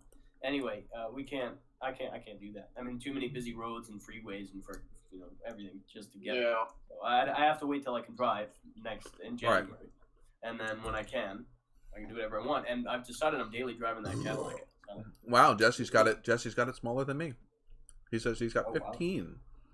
Wow. No, that's 15. Yeah, 1,500. In Canada, you can buy a house. I was gonna say, I think the town I live in is less than that. I mean, okay, what's Hold on, you know what? I'm gonna look it up just because I'm fucking curious. What's the average price for a house down there where you are, Sean? Depends on the type of house. I mean, we just bought. Again, it depends on what's the average price per square foot. You can calculate it that way. Because but it depends on the size of the house. No, it totally does. But it's not like what's the price of a house. It's like what do you know what like the average income, average price of a house is? Let's just put it this way. The town that I grew up in, a 4-bedroom house would run you $300,000 to $500,000. Okay. That same house, if it was here, number one, you'd be damn freaking hard pressed to find a house like that here because most of the houses here are too old. Yeah. But that same house here, you would be looking at $100,000. Huh. Okay. Now again, I grew up. In your town, Sean? I told you just around 300,000. By 3,000. So apparently, Coney is 1,278, which I don't see how you're fitting that many fucking people in that town. But okay. Well, that's like Jesse's town. Jesse just said his was 1,500. Well, so you have half the amount of people in your town. Jeez, I think it's a winner. Yeah, the average. There's 1.3 million people in Canada, but the average price for a house, average price for a house now that I'm thinking about it is about 500,000. But that's your Canadian. I don't know how much that converts to. No, it's ridiculous here. Is my point. But if you move, but I don't know how much 500 Canadian is versus 500 American. Yeah, that's true, but it's still way more than you guys are going to pay down there. I mean, you said 500. Well, you get to a decent area that's not, that's not dead, because you got to understand. Up here, this is coal town. Okay. Coal is dead. I mean, they still use coal, but coal is nowhere near what it was in the 60s. Right. So most of these towns up here, it's kind of like, California during the gold rush. After the gold rush was over, those towns just died. Well, it's the same thing up here. This whole area was based off of the coal industry that fed the steel industry, because they would harvest the coal up here, ship it down to like Reading, where there was big coal steel mills. Yeah. And then the coal, that was who was buying the coal, was the steel mills. Yeah. And when the steel mills went overseas, and obviously the wars were over, and that need for the coal died. Yeah. And then the towns died. Not only did the steel industry towns die, but so did the coal industry towns. Mm-hmm. And so, like I said, that's why I said over the last coal mines up in Western Maryland too. And what are the towns around those coal? Are they thriving or are they dead? Dead. Yeah. And the thing is so what happens is, okay, countries and towns make money. Don't get me wrong, like there's still stuff going around, like going on, but it's like it's still small town stuff, and jobs, like good jobs, does not really exist in our area. No, and that's the problem. And that's what I was trying to get to. Towns and cities and different things, they thrive when they produce goods. Yep. Unfortunately, America has went from a production country to a consuming country. Yeah. And that is why our whole economy has changed.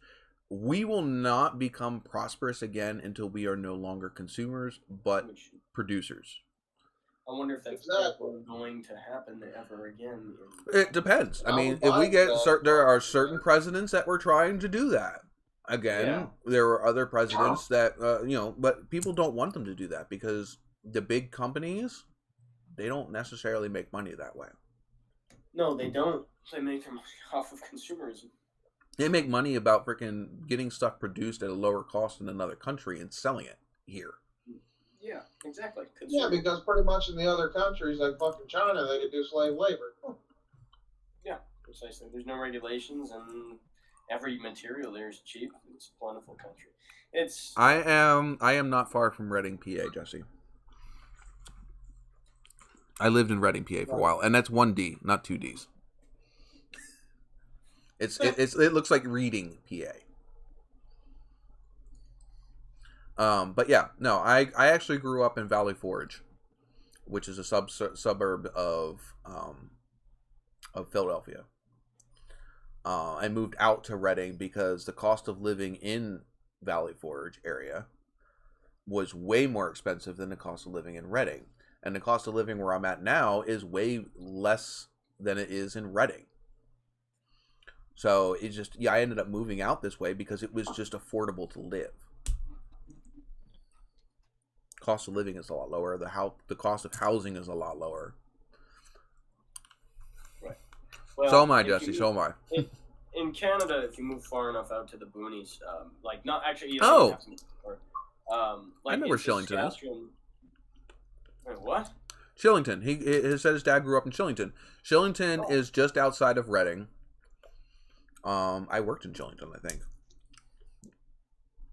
Man, there's so many places. There's so many, well, not cities, but so many small towns. Yeah, you were right. In PA, I guess, eh?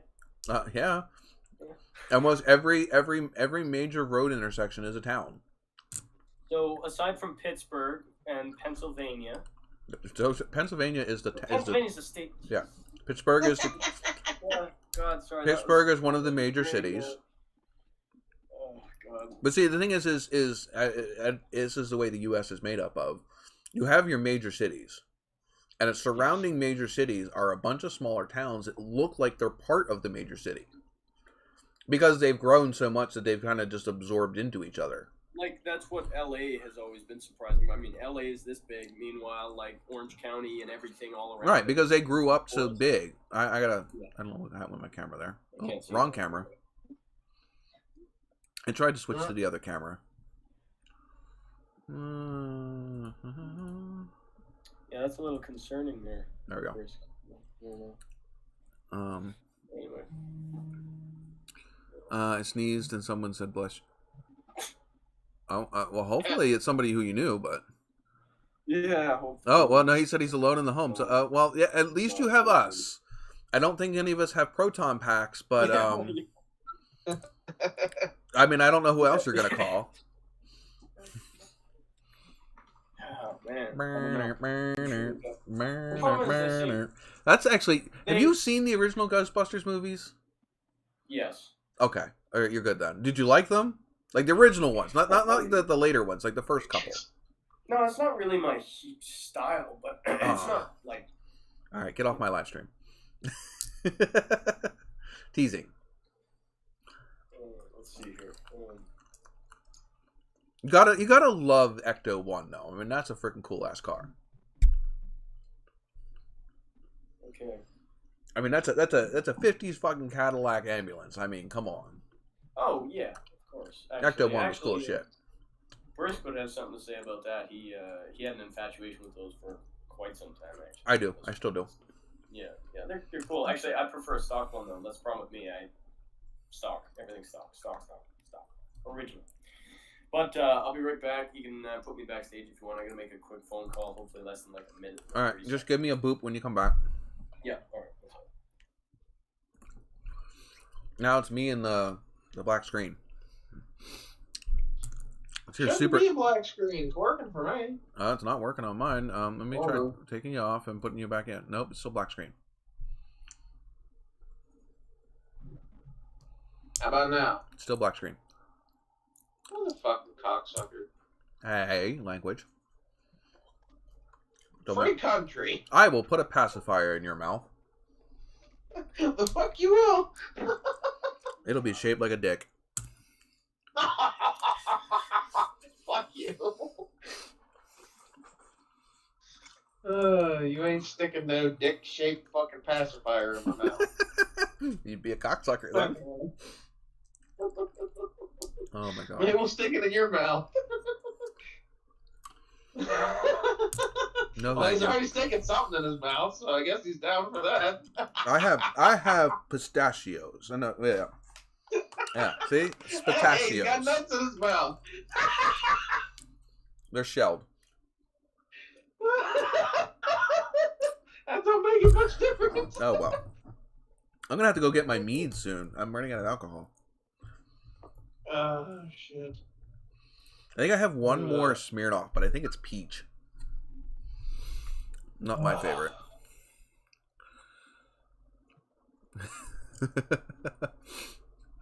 Oh my god. To say we don't have fun in this live stream. More fun when there's more people, Yeah. but I think we have fun. Where are we at now anyway? Oh, we have 2. Oh well. I was told Jesse says to put it on a Sawzall before you use it. What? Do I need to repeat it? What, fucking pacifier again? Yep. Fucking dicks. Oh.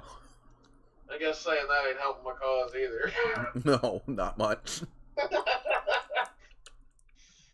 Though you're, if we could see your background, it'd be an improvement over the last time you were on the live stream. Though everybody's quite familiar with that iconic background. Out of the fucking hole in the ceiling. Not holes.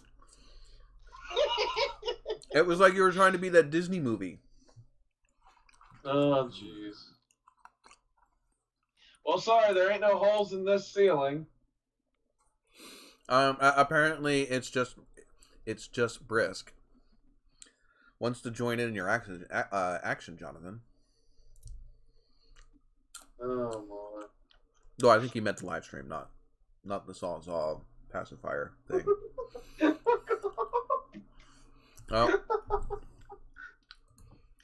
And now it's three's a party. You're muted there. There you go. Yeah. I don't remember. Sorry. Oh, I don't know if you could see me backstage or not. That's okay. We were talking inappropriate things you couldn't be a part of anyway. Oh, good thing I got away from that. See, now he's a black screen. No, he's. Oh, I'm a black screen. Oh, never mind. Why is You're my? off. I might have to just disconnect that camera. There we go. That camera's disconnected. Wait, what? What's up, Fluffy? Put what on us? You don't want to know. Just let it go. Yeah, sorry. Just let it go.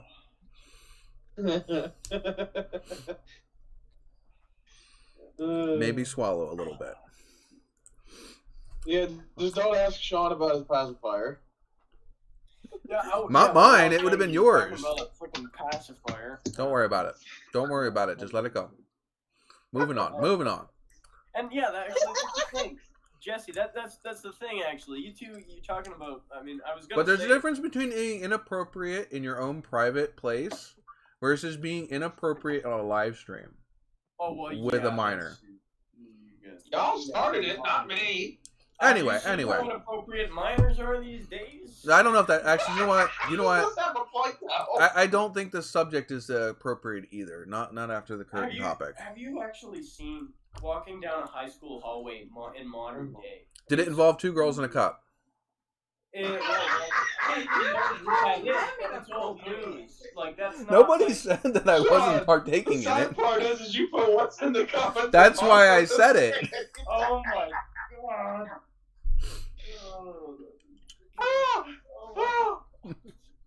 Hold your Ow, hold. Harper. Hey, Jonathan, hold your shit together. My shit is together. It's in my ass. Not in the cup. All right.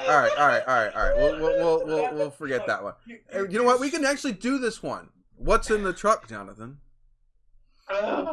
Me. You're the one that has the truck. Is your truck What? empty? Cummins? That's not helping. Nothing, because I'm not loaded. That's not helping either. It's already come.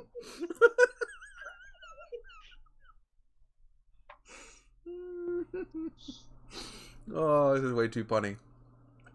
The only thing in this truck is a fat guy and food. One of those two is no longer going to be in existence by the end of the night. No, it better be. I still gotta last a whole nother week. Oh, shit. Not that I eat much while I'm out here. I usually have a couple fucking bars in the morning and then 2 sandwiches at night, and that's about it. That what you call it?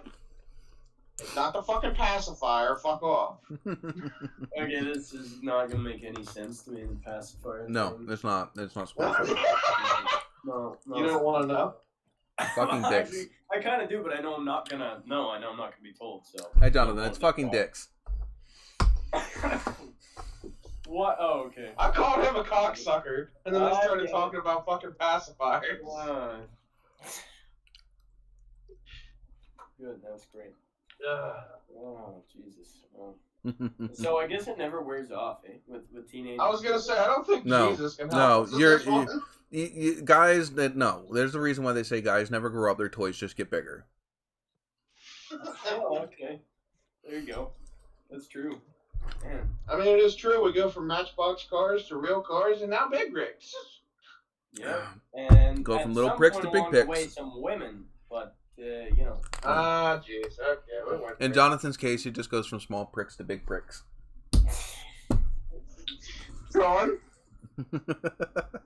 fuck you. Oh. Oh man.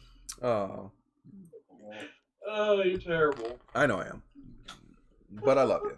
I think we're all terrible. Oh yes, that's why we're all here. Oh. No, I have no. I don't think I'm going to watch that one, Jesse. You can have that memory all to yourself. Oh my god. Wait, what'd he say? One man, one jar. Oh, no. I'm assuming that's probably worse than the 2 girls, 1 cup. Oh, Probably. by magnitude. Oh. Have you seen that one? Apparently, then. Oh, no. What? What? All right, never mind. I guess maybe Rookie hasn't. Oh right, I forgot I'm rookie. Yeah. It's easier to No, say than I, Teen Mechanic. I have not watched. If you're implying that freaking horror show, no, I have not watched the whole damn thing. You know what the best horror show is? Nope. Rocky Horror. This podcast? No, this podcast is a train wreck. Okay, well, you know, that's fair. No, but Rocky Horror Picture Show, man, that fucking shit's hilarious. The what? You've never seen Rocky Horror Picture Show? No. Oh, you must watch. What is it? Is it a TV It's show? I don't- it's a. You ever seen It's Sean's favorite porno. No, it's not a porno, but yeah. No, have you ever seen? You ever seen the movie called Clue? I've heard of it, but I've never watched it. Okay. Who else? Jazz, what other movies has he? Because there's actually a saying that you can tell what kind of person you are by where you know that actor that played in both of those movies from. What's his name? Come on, Jesse, or Pilot. Give me the name of that actor. What movies once again? He's in Clue. And he's also in Rocky Horror Picture Show, and he's in a bunch of other good movies too. Okay, what's the other ones? Because I haven't heard of those two. You haven't heard of Rocky Horror Picture Show or Clue? Like Rocky, as in, you know. No, Rocky like, Horror Picture what? Show. It's a musical, but not. No, then no. Musical. Oh, yeah, it's set 1975 film, apparently. Yeah, something like that. It's a musical horror. Okay. Yeah, it's absolutely fucking hilarious. It's hilarious. It's hilarious. What the hell? He looks Tim Curry. confused. Tim Is Curry it is like the person that I'm gruesome thinking of. horror, or is it like ghost horror? Like what kind of horror? No, is no. it? Just I'm not going to give you anything. Don't read anything. Just watch Okay. it. Is it gruesome horror? No, just watch it. Oh, Just watch it. man. Do I Don't really leave have your an mind hour? complete. Leave your mind completely open. Okay. Don't go into it with any preconceived notions. yes. Just go into it open-minded and enjoy it. Okay. Am I gonna enjoy it, or am I gonna laugh the hell? Like, what are you implying? Like, you're saying it's hilarious. Why is it hilarious? Is it hilarious because it's like amusing? I'm not going to tell you. I'm not going to tell you. Just go watch it. Sorry, It will not okay. be either way. Even if you don't like it, it will not be a waste of your time. Okay, that's all I care about. 'Cause There is a I'm- reason. There is a reason that movie has a giant cult following. Okay, well,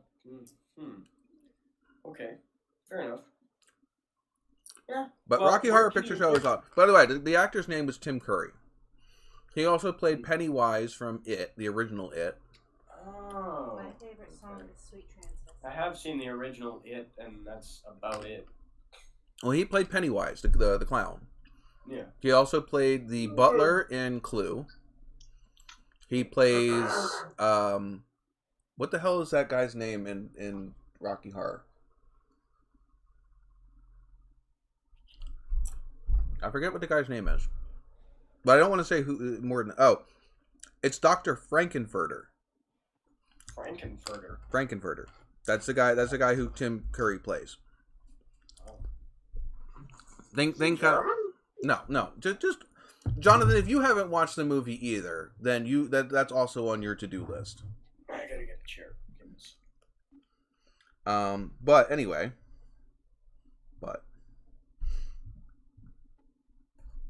let's see. Let me see what other movies he's in. Oh, He was in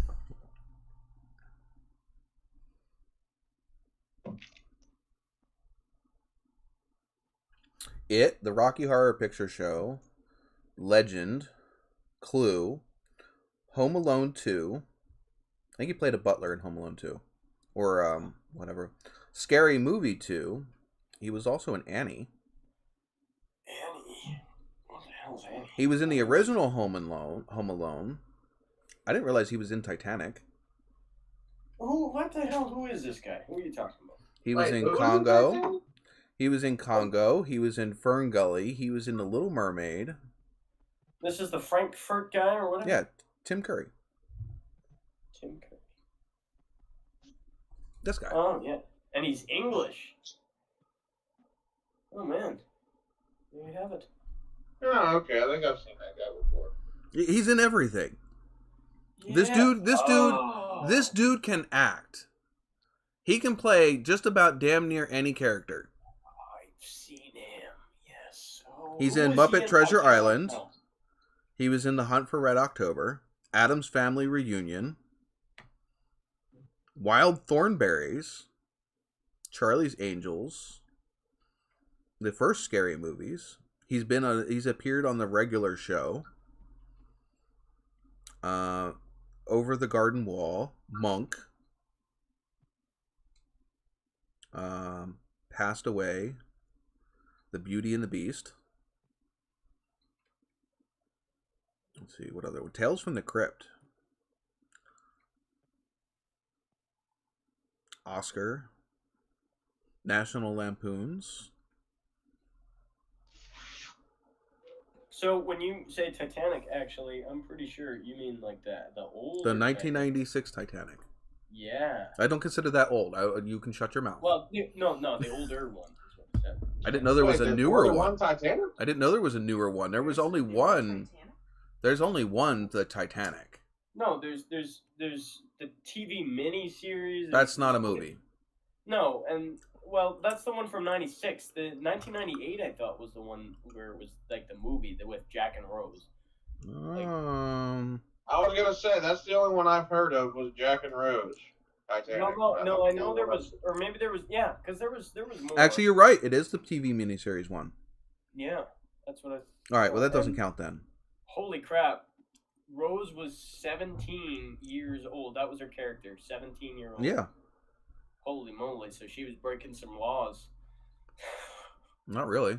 So wait. You got to remember that's Titanic, she was a 1912. 17-year-old? That was 1912 Yeah. when the Oh, movie yeah. was supposed to take place. So 17 years old, it wasn't unheard of to do certain things. I mean, they were then. marrying at 16, 17 years old back then. Yeah, that's true. That's a good point. Oh, what? What is? Well, how the times have changed. Hey, Nikolai has popped in. $200 million. Nikolai has popped in the chat. Billy Zane. Oh my god. Holy cow. Oh, All right, guys. Well, I'm gonna hop off here for the night. I'll talk to you guys later. See ya. See ya. See ya. But yeah, anyway. But yeah, gotta watch that movie. Yeah, I will.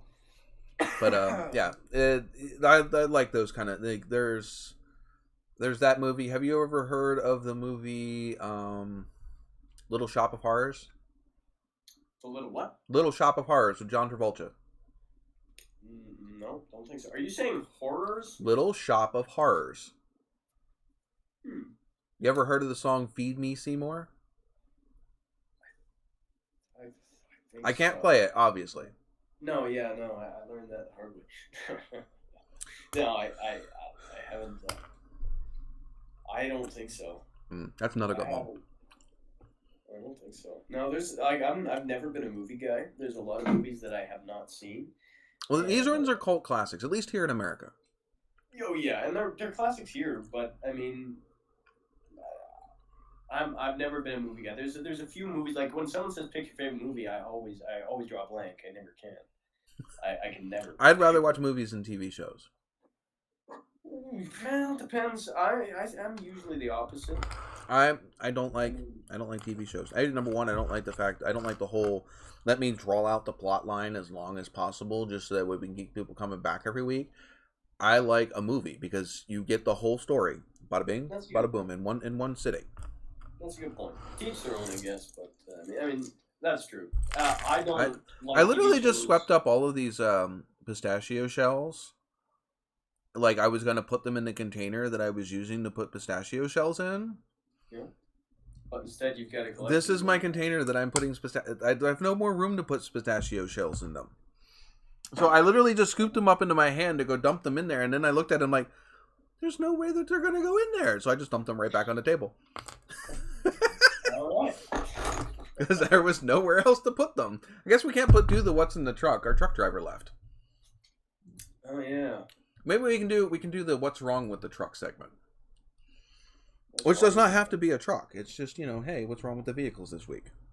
So if you guys out in the chat, or you guys up here on screen, mainly Rookie here, we already know that I don't know if that was a new concern or an old one about your bloated battery.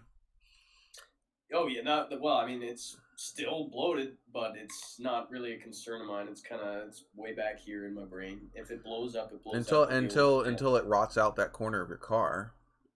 Yeah, well, it hasn't started leaking yet. Yeah, because that'll be quick. It does not take long for a leaking battery to rot out a battery tray and that whole corner of your car. It's been like that, frozen, and hasn't leaked for about 2 years. Jesse says he's going to be buying a truck for parts, or possibly buying a truck for parts. Yeah, and he still needs a cylinder head. For what? I forget. It's been a bit, Jesse. What vehicle needed a cylinder head? I think it's that big old Ford he's got.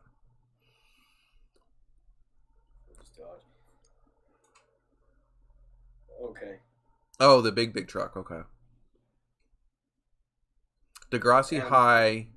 I've never Oh, seen that. I think Jess, did you watch that show, Degrassi High? No. No. Jess says no very shortly, so I'm assuming she knows what the show is and she didn't like it. No, I've never seen that. I've never heard of it actually.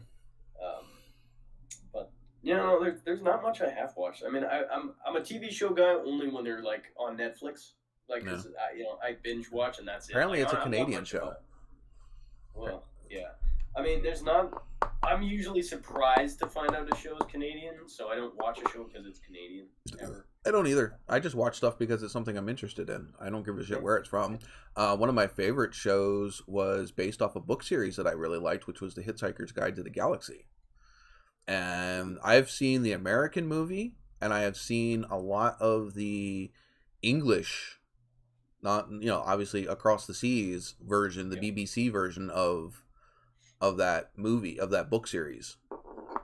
And I'll tell you what, there's been plenty of BBC freaking content that is way funnier than the freaking shit here in America. I mean, you got to think about that. You got the original Hitchhiker's Guide to the Galaxy. Yeah, you can't go wrong with brain fart. The Knights. I wouldn't. Brain fart. Why can I not think? The Top Gear was good too. That's another BBC that originated in England. Did that? Yeah, that was England? I guess. Yeah. What's the whole story with the American Top Gear? Has that happened yet, or what? Like, what the hell? Yes, it's happened. It sucks and it's gone. I'm pretty sure. Rap. Well, the thing is they tried to recreate something that you're not going to recreate here because you don't have the personalities. It was the personalities that made the show, not the show. Exactly. And a lot of places, they don't understand that. They don't understand the show wasn't successful because of what the show was. The show was successful because of who they had hosted. Yeah, exactly. I mean, that's like, Tim Carrey brought over Whose Line It Is Anyway. But what did he also bring with it? They didn't just decide to create an American version of Whose Lines It Anyway, because it was originally an English show. They brought the characters that made the show in England. Yeah. You had the big tall guy and the little short guy. My brain is not working at all. Yeah, it's the teenager's brain fog. All right. Let's see. Yeah. Well, that's true. I always forget his name. It's Jeremy Clarkson. I always forget his last name. Yeah. Yeah. God, yeah. That guy. Allegedly he was fired, or there's some rumor going around. He flipped out on one of the producers. Basically told the producer to go fuck off. And then walked off the set. He may have been fired, but he was already gone before they fired him. Right. Well, was that that was after the show, was it? Yeah, there you go. Jesse said. I said he basically told him to fuck off. While punching the producer is pretty much the same thing. Okay. Fair enough. Well, yeah, that's grounds for dismissal, probably. But man. Yeah, and I always get confused. Well, I used to get confused between Top Gear and Fifth Gear. Like, Fifth Gear is more something that I would have seen on YouTube. Mighty Python. That's who I'm thinking of. Monty Python? Monty Python, yes. But that was a fucking awesome. Again, that was English. It was absolutely freaking hilarious. There was like 4 or 5 different things that they did, and Knights of something or other was one of them. Right. But I think that was like the whole freaking skit absolutely freaking just drop dead hilarious. But again, like I said, another British show, absolutely freaking hilarious. Whose Line Is It Anyway? Again, originated in BBC. They brought it to America, but they also brought the talent from them. Yeah, exactly. They added some new talent, but they still brought some of the they brought the character from the old guys. At least two of them. I'm not sure if 3 of them were from over there, but at least 2 of them came over. I I bet you. Well, you probably haven't heard of this show, but it's British. It's called Little Britain. Mm-mm. Absolutely hilarious. I don't remember much of the show because my mom loved it. She watched it pirated Yeah. when I was young. It was Colin McRae, Ryan Stiles. Those were the two that I know were from the English version. Well, I've never seen it, so I don't know. I like a lot of people consider me uncultured or whatever. Not very broad horizons, perhaps, because I haven't seen all of these classics. I've got a long way to go on the whole like being able to talk about movies because I haven't seen. You haven't experienced a whole crap ton, and that's not necessarily your fault. I don't know that I will. You know, like You are what you make of it. Yeah, and I don't know how much motivation I'd have to. Okay, I'm gonna sit down for this long and watch Okay. a movie. It's just- What's his name was on it too. They might have brought the whole freaking cast over. wow, that's kind of surprising.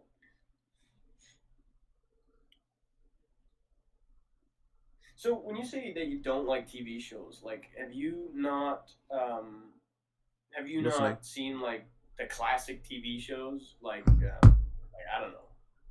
The Office isn't classic, but it's Yeah, that's very- 90s. I don't consider that classic, but that's okay. Well, it's actually 05 is when it came out. Wow. I'm not talking about the British Office. Yeah, anything past, I guarantee you, I was not watching TV past like 2000, 2001. Okay. Because I moved out of my parents' house and I have not had cable since.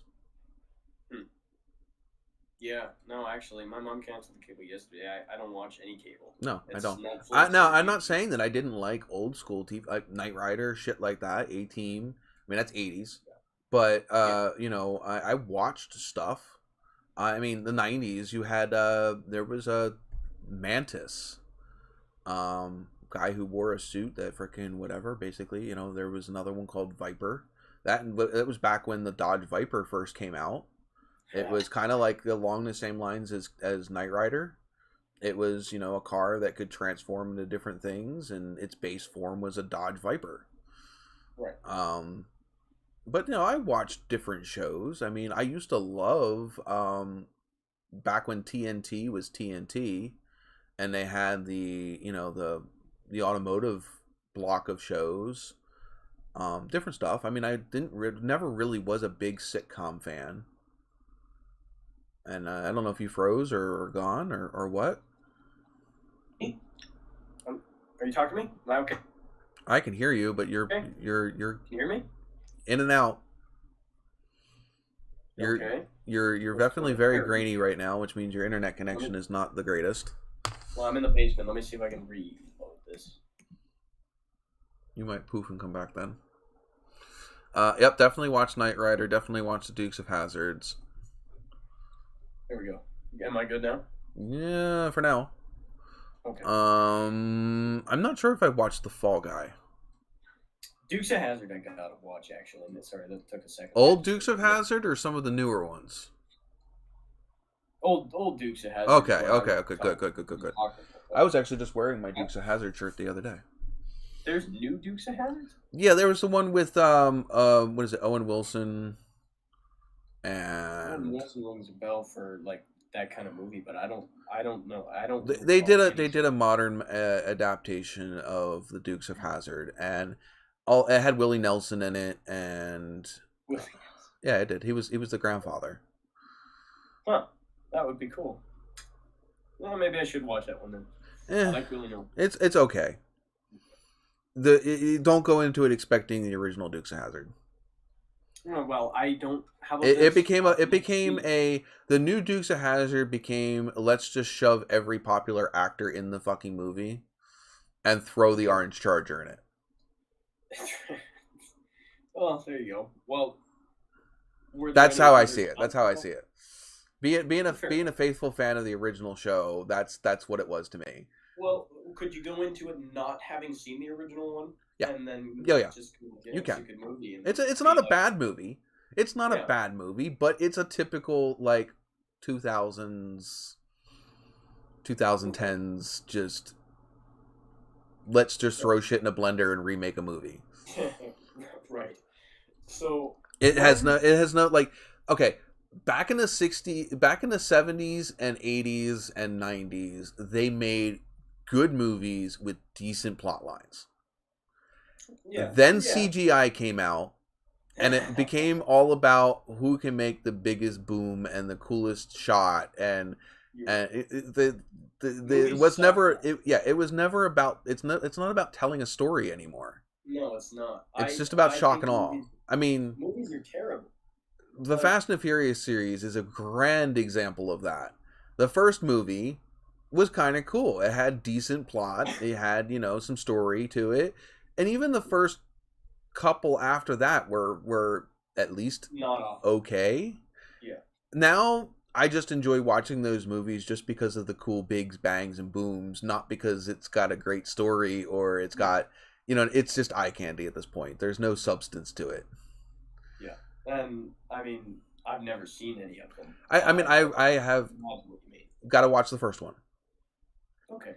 The first, Well, if you like cars, watch the first one. Well, it depends Don't go on- into it, but make it. Now, granted, it is a car movie that was never meant to be a car movie.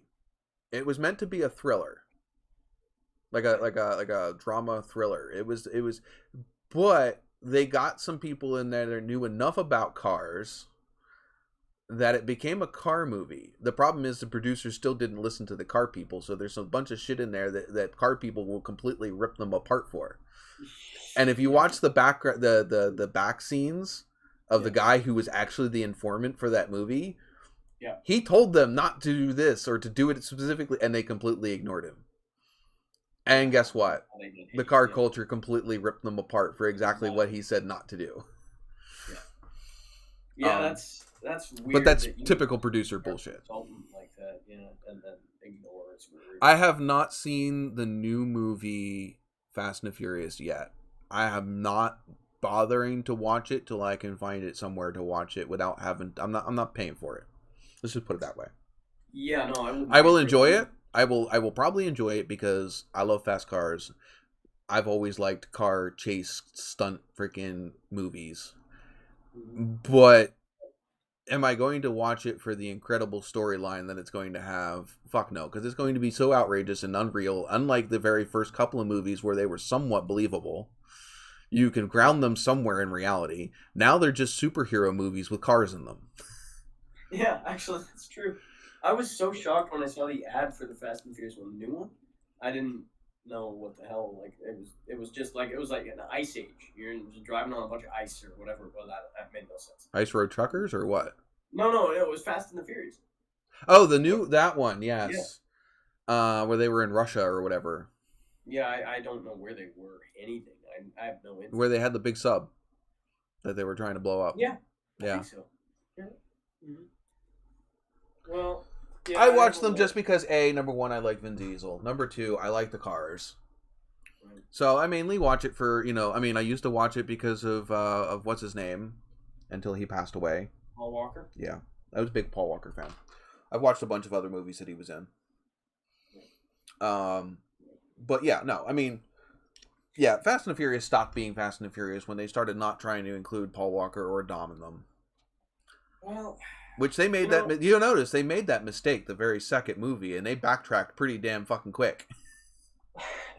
When they realized, oh wait, those were the two characters that made this movie. We need to put them back in it.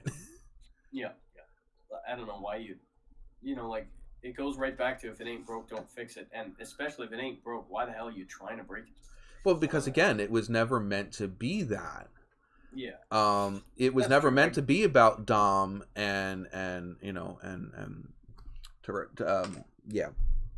was never meant to be about them.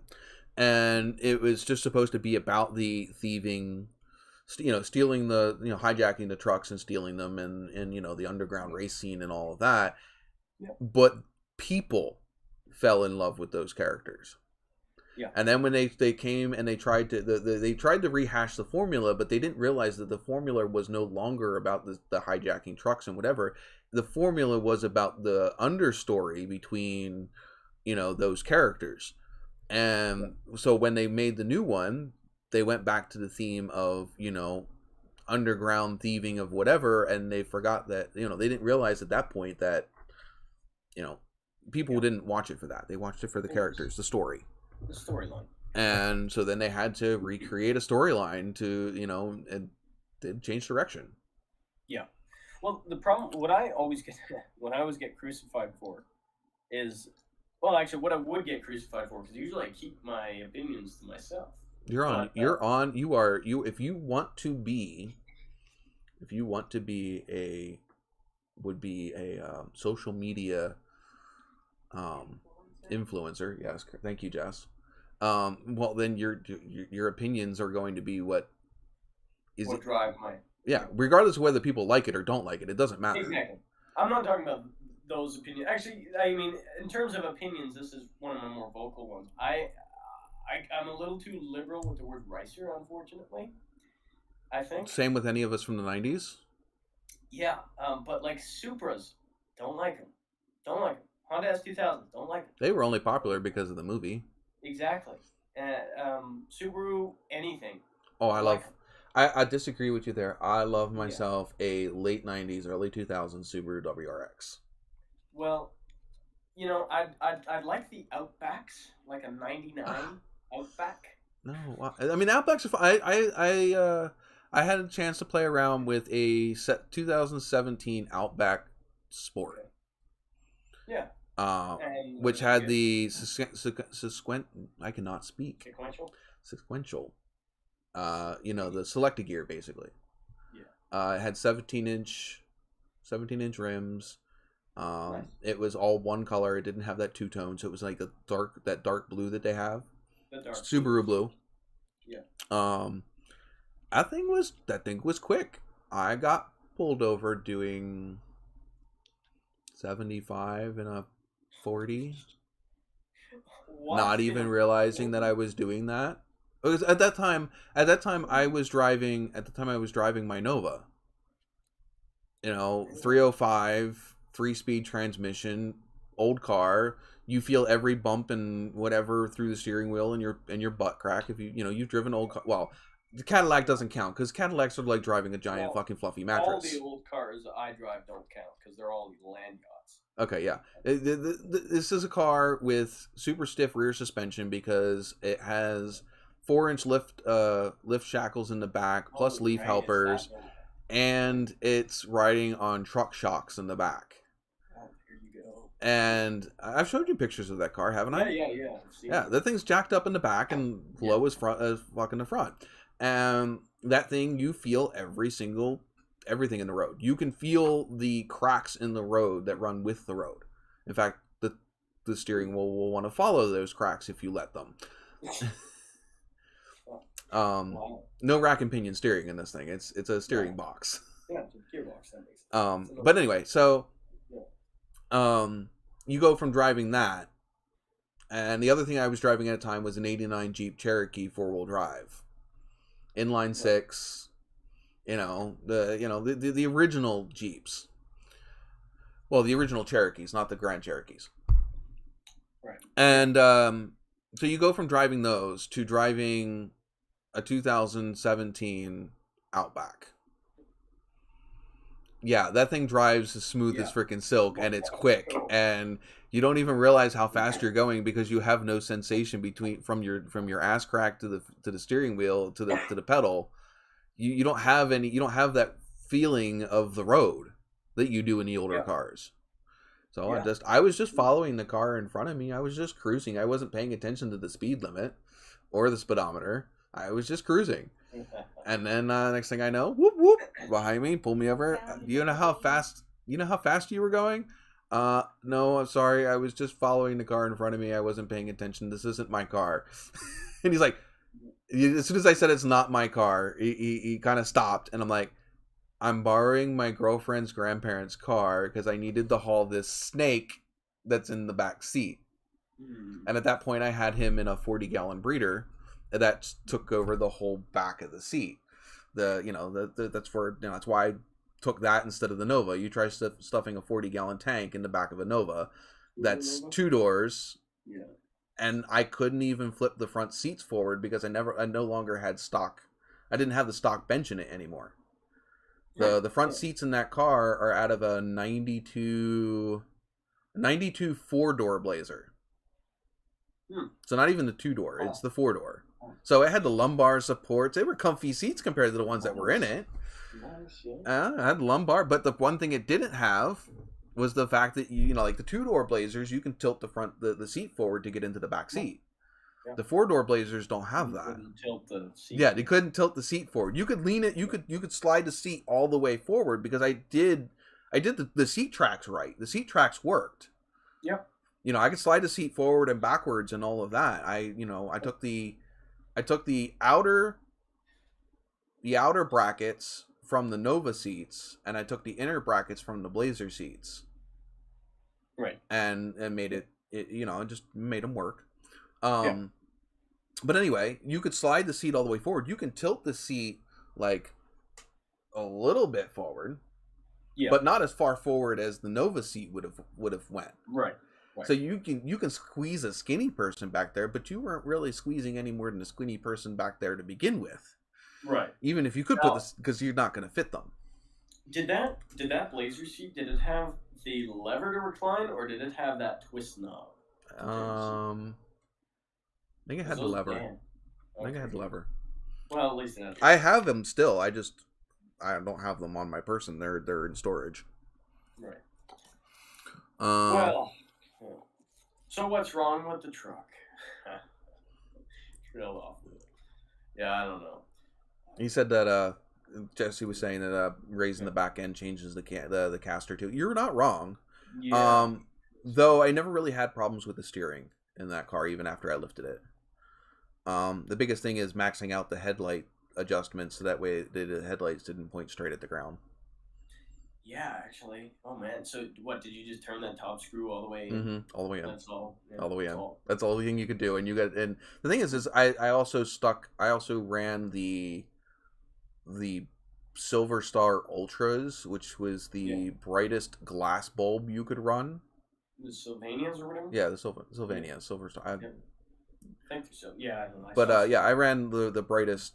They were like at that point they were like $30 a bulb. Oh jeez. Compared to like the 5 or 10 for the regular yellow incandescent ones. Yeah. But that's because I did a lot of night driving. Right. That car is so much fun to drive at night, man. You don't have to worry about deer anyway because the deer would all clear out long before you got there because they could hear you coming. Yeah, that's true. Although if you got one deaf buck, what the hell would happen to that car? I mean, holy cow. It's like that would be like a wedge to a deer. Well, I mean, the thing is the front end wasn't really that low. I mean, the cross member was pretty low. The cross member only sat maybe 2.5 inches off the ground. So did you jack up the back end and lower the front, or just raise the back? Okay. All right. So there's two things that happened. Okay, that car was originally an inline 6 car. Okay. So the 250 inline 6 with the turbo 350 automatic, it had the little 7.5 inch rear. When I bought it. Right. The first thing I broke was I broke the rear diff. I did the leaf springs before I broke the rear diff. I did the leaf springs because when I bought the car literally sagged in the back. So the car literally, it was, yeah. So it was the opposite. Yeah. Of what it is now. The back tire was tucked up in the wheel well. I didn't like the way it looked, so did what every other kid does with money and a STP. Was it STP? The three guys, the Pep Boys. We have Pep Boys. So I had a Pep Boys, which was, we had AutoZone and we had Advanced Auto, but those ones didn't really do a lot of speed parts. So they didn't have all of the, the aftermarket distributors and the intakes and the, all the fancy go fast parts. Yeah. But Pep Boys did. So I did, I went out and got myself a set of 4-inch lift shackles. Cost me all of, I think, $10 for each side. Yeah. Put them on. Realized that my shocks were completely extended all the way out. Yeah. Car shocks with a 4-inch lift, it doesn't, I'd maxed out my travel, so I went and I figured out. I got a catalog and did some internet research, and I figured out that shocks off of, I think, an S10 had the same bottom perch and the same top perch as my Nova. So I bought some Gabriel truck shocks for it, threw them on there, which got the ass end up where I wanted it. Basically, the first thing I did is I just made it so that way the rear fender lip was as tall as the tire. So basically, I untucked the tire. It wasn't as high up as it is now at first. It was just a little bit. I think I was on the second or third notch on the shackles. Right. It had like 5 or 6 notches. Anyway, so I did that, and I was showing off with a friend. We were doing some neutral drops in it with inline 6, one wheel peelies.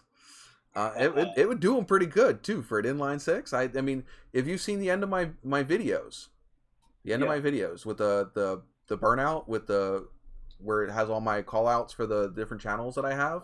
I've seen the beginning, not the end. Oh, So I've seen the beginning burnout. Well, that end burnout, that was the inline 6 Nova. Completely whiting me out to the point I had to stop.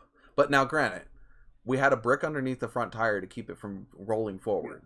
Yeah. But once we got it going, it didn't stop. It's an inline 6. It's got torque for days. Yep. It just doesn't have the horsepower to get it going without some assistance. Some assistance. But yeah, that's what that shot is from. Is from my that was a $120 snow tire that I completely I only ran it for 1 season, so for like 3 months. Yeah, that's too bad. They were they were also no longer continued because they were the Michelin Alpine 3s, I think. Great ice and snow tire. Yeah. Never had a problem with that tire stopping me. And it's a rear-wheel drive muscle car, so it had no problems keeping me planted. But at the end of the season, they weren't the greatest for driving on dry pavement, and because I didn't flip back and forth between the regular tires and the snow tires when it wasn't snowing, it ate them up pretty well. So at the end of they were junk anyway. They weren't going to last another season, so I burned them off, which is what you see in that clip. Fair enough. Well, yeah, the i6 definitely has a lot of torque, at least in the Chevys. Almost no horsepower. But anyway, so what I did is I did a neutral drop. I revved it up pretty high, and I dropped it from neutral down into drive. And what happened is, again, because I had the lift in the back, and leaf springs, what happened is the axle wrapped, so it twisted on the leaf springs. Yeah. Right? So when the leaf springs came, when it unwrapped, it threw the back end of the car up in the air. Just enough to bring the tires up off the ground. Yeah. So now the tires are at speed in the air. Car's not moving anywhere. The car had not moved. So when the car came back down, the tires stopped. God. The engine was not stopped. So it sheared 7 teeth off the ring gear and boogered the pinion all up. Oh my god, that is... It was carnage. It was carnage. And the thing is the car rolled forward just a little bit. So, and I hit the throttle and the car moved. I'm like, oh, we're good. It moved all of like a foot and a half until the ring gear came back around to the fucked up part. Yeah. Exactly. And then didn't move anymore. And I was supposed to be at work the next day. Oh, wow. So we went running around trying to find a rear diff for this. We called up a different bunch of places to see if we could find a ring gear for it. Yeah. It's a 7 1/4 or 7.5 inch rear diff. Yeah. None of the shops carry ring gears for those because they're not performance. Nobody fucks them up. Yeah. You carry the 8.5 stuff. Yeah. The 10 bolt and 12 bolt stuff. Yeah. But not the little 7 1/4, 7.5 inch stuff. And everybody was like, no, we don't have anything for that, It's like, screw it. Let's go to the junkyard and pull one out of the junkyard. It's going to cost me like less than it would have cost me for the ring gear from the parts house anyway. So we all pile in my buddy at the time's Jeep Comanche, and we run up to the local salvage yard. We find this gorgeous, like late 70s second gen Firebird, just a regular Firebird, not a Trans Am, just a Firebird. Yeah. Already has its ass up in the air, ready to be plundered. Perfect. And we took some measurements. At least we thought we took some measurements, and we thought, yep, this will work. You know, and it's an 8.5 inch. And it also had the full rear sway bar setup. Okay. It's like, cool. So I get a rear sway bar, plus I get the bigger rear, and it's got beefier leaf springs. We got this. So we take and it had air shocks on it. You know, yeah, the air jack. It's a second gen Firebird. It was set up for playing around, just like my Nova was. Yeah. So. Yeah. So we fit. No, it was completely that pinion angle was been completely stock at that point. Bad pinion. I mean, the thing is the way that we lifted it. It would not have changed the pinion angle. Not in relation to the engine. At least not that much. Considering it's a lot worse now. I mean, it only moved it maybe a degree or two. And definitely it was not going to be bad enough for... I mean, if it was a bad pinion angle, we would have snapped a U-joint before we would have snapped the diff. But anyway... So we got done pulling all this out, right? Drug it all the way up, paid for it. Now, I'm not sure if you were in when I showed you this scrapyard, but the old car section is all the way down at the bottom of the hill. It's about 2 miles. It's a good distance from the old car section to the front of the yard. Right. And hi, Kat. How's it going? Pretty decent, actually. I'm just leaving Calgary now because we had Thanksgiving dinner, and I head back to Calgary now. Oh, that's right. You guys, this Thanksgiving, it's Roy Marco had that post. Right. Like Thanksgiving here isn't for another month or two. Well, November. yeah, yours starts the next month, which actually, like, the thing is, in Canada. Oh, crap. And we lost you. There we go. And sorry, I can't flip the phone sideways. It just has to work this way. It's whatever. The thing is, like, here in Canada, November is the worst month ever. Only because, okay, at least, you know, in the States, November has Thanksgiving in it. You know, but then in October you have Halloween.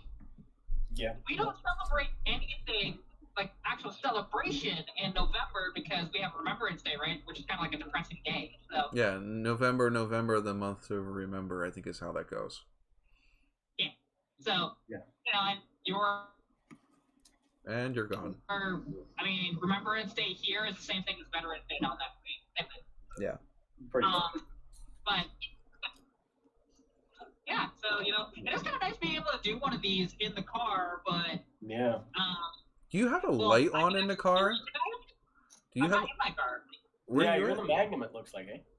Yeah, I'm in the Magnum. Yeah. But it has a light? Are Are you guys allowed to drive with the light on in the car up there? you... You can, yeah. Oh, you're not allowed to down here in the States. Like, the thing is, because I can see perfectly out the windows, dude, it's not actually that bright in here. Like, it is bright, but not... Yeah, but like in America, you're not allowed to drive with the interior lights on. You will get pulled over. That is so... Well, I mean, if I turn them off, there you go. Well, yeah. Now you're just Chris. Minus the Peterbilt sign. Yeah, because I'm just supposed to hit soonish. Gonna be on the number 2 and head back because I am not taking the back way back home again. Because this late at night I'm gonna hit a deer. We were just talking about how I never had to worry about that in my Nova because it was too freaking loud. Well, like, because around here where I am, because actually, well, Joseph might know, I am just leaving Nolan Lake Villas, that area, which is the northwest, yeah, like very northwest. So, yeah, I'm on the 566 currently, just heading towards the 2. Yeah, I have no idea what you're talking about, but that's okay. 560. Yeah. Yeah, well, he might. Yeah. Mullen Hill. It sounds like you're not in much different of an area than I'm in. Well, Nothing I but think- small towns and long distances between them. No. Well, yes, but except for Calgary, I was telling you earlier about Calgary. Well, we have our big town too, but I mean, like Yeah. like we have Bloomsburg, which is a pretty decent sized town, which is actually where the Pennsylvania State Fair is held. Right. I should say the biggest fair in Pennsylvania is held. I think the actual Pennsylvania State Fair is held in Harrisburg, at the State Farm Show. What about Carlisle? I mean, the Carlisle. Carlisle's not a fair. Carlisle it's a car destination. Yeah. Right. I mean, Bloomsburg has a pretty big car show, but Carlisle is like the area that is what people outside of Pennsylvania know. right. Yeah. Right. Well, yeah. This is not working. We only need to hear you. We don't necessarily need to see you. Okay, I'll just turn off the light, and then there. There you go. You can hear me. It'd actually probably be better if you turn off your camera, only because then if you run into an area that has less signal, we probably won't lose you as much. Well, I'm gonna lose you no matter what between Sundry and Olds, but from Calgary to there, we're fine. Okay. Should be okay. But we were in the middle of we were actually in the middle of telling the story of how I broke my car. Yeah. Oh, how did you break your car? This was way back. This was back in 2007. Oh, okay. So this is before YouTube. This is before anything. The car was still gold at that point. And yeah, I had done a neutral drop, wrapped the rear diff, sheared 17th off the ring gear, and then we went out. And I was supposed to be at work the next day. So me and my buddies, we took the Jeep Comanche out to the scrapyard. We pulled the rear diff out of a late 70s, early 80s Firebird. We did our measurements, at least we thought we did. And so we hauled this thing all the way back up. We paid for it. We went to go throw it in the back of his truck. Now his Comanche had a truck bed on it. It had like a Ford Ranger truck bed on it. I mean, not a truck bed, but a pap cap. And so we couldn't fit this rear end, and it's also his is a two bucket seat truck. I'm not sure if you're familiar with the Jeep Comanches, but they're a 2-seater. Unless you got the bench, but this one didn't have a bench. It had 2 buckets and a console. And there was like 5 or 6 of us. So the rest of us were in the bed of this truck. Now, it's still not legal at this point to be driving around with people in the bed of your truck, but it had a cap on it. We just all ducked down low. We just ducked down low, that's all. But now we had to get this rear end in there with the leaf springs and the sway bar set up in the back of this truck. So we started taking apart this thing, and this is where shit starts going bad. So we start taking this thing apart so we could fit it in the back of this truck. We get the one leaf spring off of it, right? Leaf spring's cracked in the center of it. So leaf spring's garbage, but we've already paid for it. It's already out of the scrap yard, so we have to take it with us. So that goes in the back of the truck. And we take off the sway bar. No, we didn't take off I think that's all we had to take off of to get it in the back of the truck. We get this thing home, and we have to take off we took off the other sway bar. That one was cracked as well. Right in the center. So that was garbage. There you go. So that was two leaf springs we paid for, that I paid for, that were garbage. And so there was that. And then we take off the sway bar so we can get this up underneath the car. We take off the stuff on my car. The back end of the car was all jacked up. We pulled everything out, and we go to throw this new one in. So we're just at the spring purchase now. Sway bar's out of the way. The old the leaf springs are out of the way. Go throw this thing up in the car. and it doesn't fit. We tried spreading the leaf springs, everything. The spring perches were too far out to fit underneath this car. So we measured everything. You know, we measured the length of the rear. We measured it from front to back and the side to side, and we thought it was the right size. Threw it up in there, it didn't fit. It's like, fuck. All right, so what are we gonna do? So we hunted around. We found somebody that had an arc welder. Okay. So now we're thinking, okay, we got an arc welder. Take an angle grinder. We cut off the spring perches. Right. Of the axle or of the new axle. Okay. The one we pulled out of the junkyard. We cut off the spring perches. Right. Moved them in an inch on both sides, so an inch on both sides. Yeah. Welded them back on. Okay. Threw the rear end up in the car. Perfect fit. Right? Yeah. Second problem.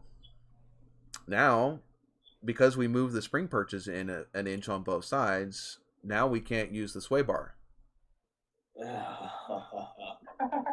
Because now the sway bar is an inch out too far on each side for to meet up with the spring perches.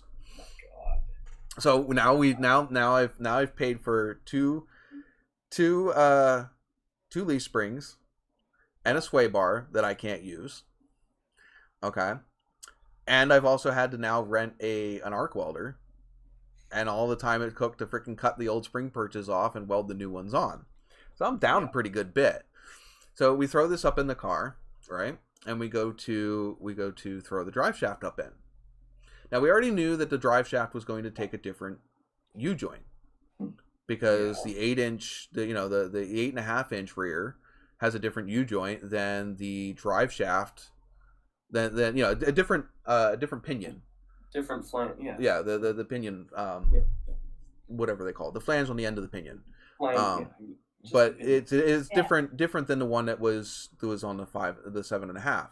So I've already bought a different U-joint that is a cross between the old one and the new one. So 2 of the caps are the old style, which fit my drive shaft, and the other 2 caps are the new style that fit the 8.5-inch. Go throw everything up in, and got another problem. What's that? My drive shaft is now too long. Yeah, that's what I was worried Because about. the distance from the center of the pumpkin to the end of that flange is 2 inches longer. Now, granted, the funny thing is, it's still the same overall length from the edge of that flange to the end of the pumpkin. But the from the center of the axle to that flange is longer. So now my drive shaft's too long. So we ended up taking it. I had a person that said they highly recommended this one drive shaft company, and they're like, sure, we can do it. I'm expecting a couple hours, right? It took them 4 days and cost me $300. I could have bought a brand new drive shaft for that price. Yeah. I was pissed. I mean, like most places that I've heard of people doing it, it's $60-$70. I could have taken it to the Amish people down the street. That they have a machine shop. Yeah. I'll tell you what, that work would have probably been 10 times better, and it would have been a third of the price. Well, I'll tell you, you should have just started hacking up your drive shaft. I know, That's what right? you should have done. But anyway, so Take we a got all that saw figured out. That car was down a week. Car was down a week. Man. But guess what? I've never blown up that rear. I mean, eventually we pulled the inline 6. We threw a 305 in it. At that point, I thought it was a 350 because that's what I was told it was. Right. I didn't know how to look up numbers and all that stuff. Plus, I trusted my friend that told me that he trusted this guy, that he knew who this guy was that was selling the engine. The engine looked like it had been completely refreshed. It was painted. It was nice looking. It had new gaskets on it. And I'm thinking, all right, I'm good. I don't have to do anything. Just throw it in the car. So we throw this engine in the car. Well, we had fun with it first. We had fun with the old engine. Not unlike the freaking tires that I lit up. I had some junk tires laying around, and we had an inline six that was going to get yanked out of the car and get taken to the scrapyard anyway. So what else does one do when they have a concrete pad, some old tires laying around, and an engine that they don't care about anymore? Try to get it to run. It was running. It was that engine was in my car the whole Try to time. get it to run out of the car and start dumping stuff down the intake. I don't know. No. Yeah, see, We- no. I we- know exactly what you did. What did we do, you zip Kat? tie the throttle open and put gas to it? It was still perfectly hooked up in the car. No, Okay. we took it to the pad that we were going to pull the engine out of anyway. We threw some junk tires on it, and we lit them up. We lit them up and pegged it. Then we decided, well, let's see how long this will last without any oil in it. Yeah. Okay. So we drained all the oil out of it, lit them up, pegged the throttle, Take the throttle. and tried to blow it up. Then we're like, well, let's drain all the water out of it. No water, no oil.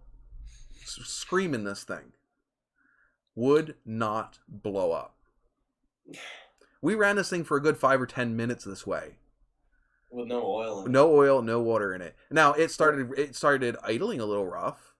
You know, it was not sounding the greatest, but the thing is once we shut it down, we let it cool down for a little bit, fired right up, and it idled perfectly fine. No oil in it, no water. Those 250 were just a push rod design. Like that. So were they hydraulic or were they roller lifters? Hydraulic lifters. Hydraulic lifters that weren't clacking. Oh, I didn't say it wasn't clacking. I just Okay, saying yeah, it was running yeah, it was just clacking? fine. It was making noise. Oh, okay. No oil. It was I making thought it was- noise. Okay. I can So- imagine it was probably having a rod knock and shit like that too, but No, not really. Like we put oil in it. We put the junk oil back in it, and it was quiet as a mouse. that's funny. The thing I might would do- not die. So we pulled the Well, engine out of it. We threw the 350 in it. We couldn't get it running. We couldn't get it started right away. I ended up having to move. That's when I said that I told you I think the other week or so that we had to flat tow it from one town to the other because we were in the middle of that engine swap. There were some other things that I needed to pick up. Obviously, going from an inline 6 to a 350, there are certain things that you have to do. I needed headers for it. I needed an exhaust for it. I needed headers for it. I needed a carburetor for it. Wiring we had fixed already, but it was all different stuff. I finally got it running a little while later, and the damn thing knocked like a fucking hotel bedroom. It was bad. And we're like, I was just told this was a completely refreshed engine. It should have been just fine, whatever. And so I thought maybe it was the fuel pump rod, because there's a rod that runs from the camshaft down to the fuel pump, and I've heard that sometimes they make some noise if they're not the right length. So we got a steel one with whatever, and made sure it was the right length and everything else. Threw that in there, still knocked like a son of a bitch. So I started going in there with a freaking, the old wooden broom handle trick. You cut the broom handle down to about 1.5 feet, 2 feet long, and you start going in there and you put your ear on the one end of the broom handle and you stick the other one around on the different parts of the engine, because it's like a stethoscope. You can literally hear where the sounds are coming from. And the top end was all fine. Like I thought maybe, I didn't tighten the valves down or some loose valves or whatever. No, all that shit was fine. Get down underneath the engine and you can hear it. So now I ended up having to take it out of my girlfriend's grandfather's driveway, which is where we had pulled it for me to work on it.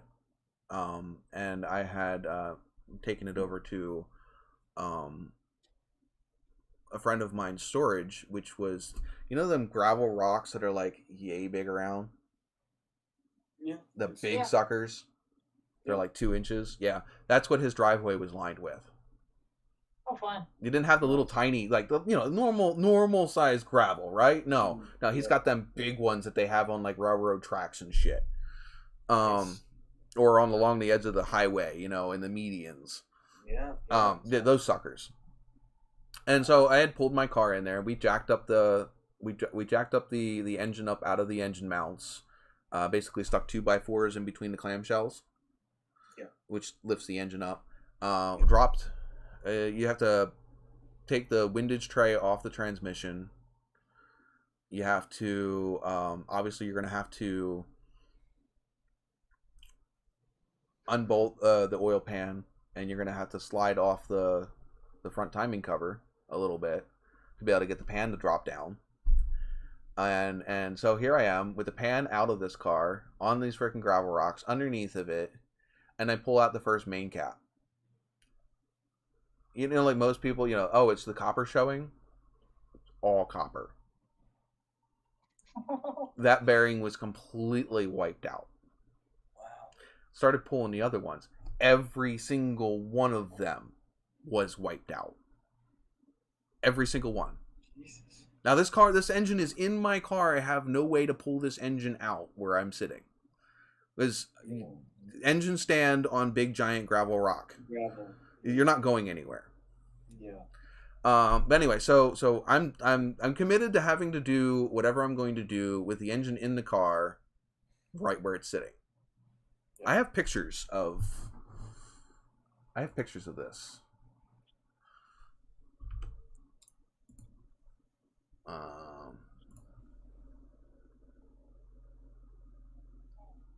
Let's see if I can pull it up.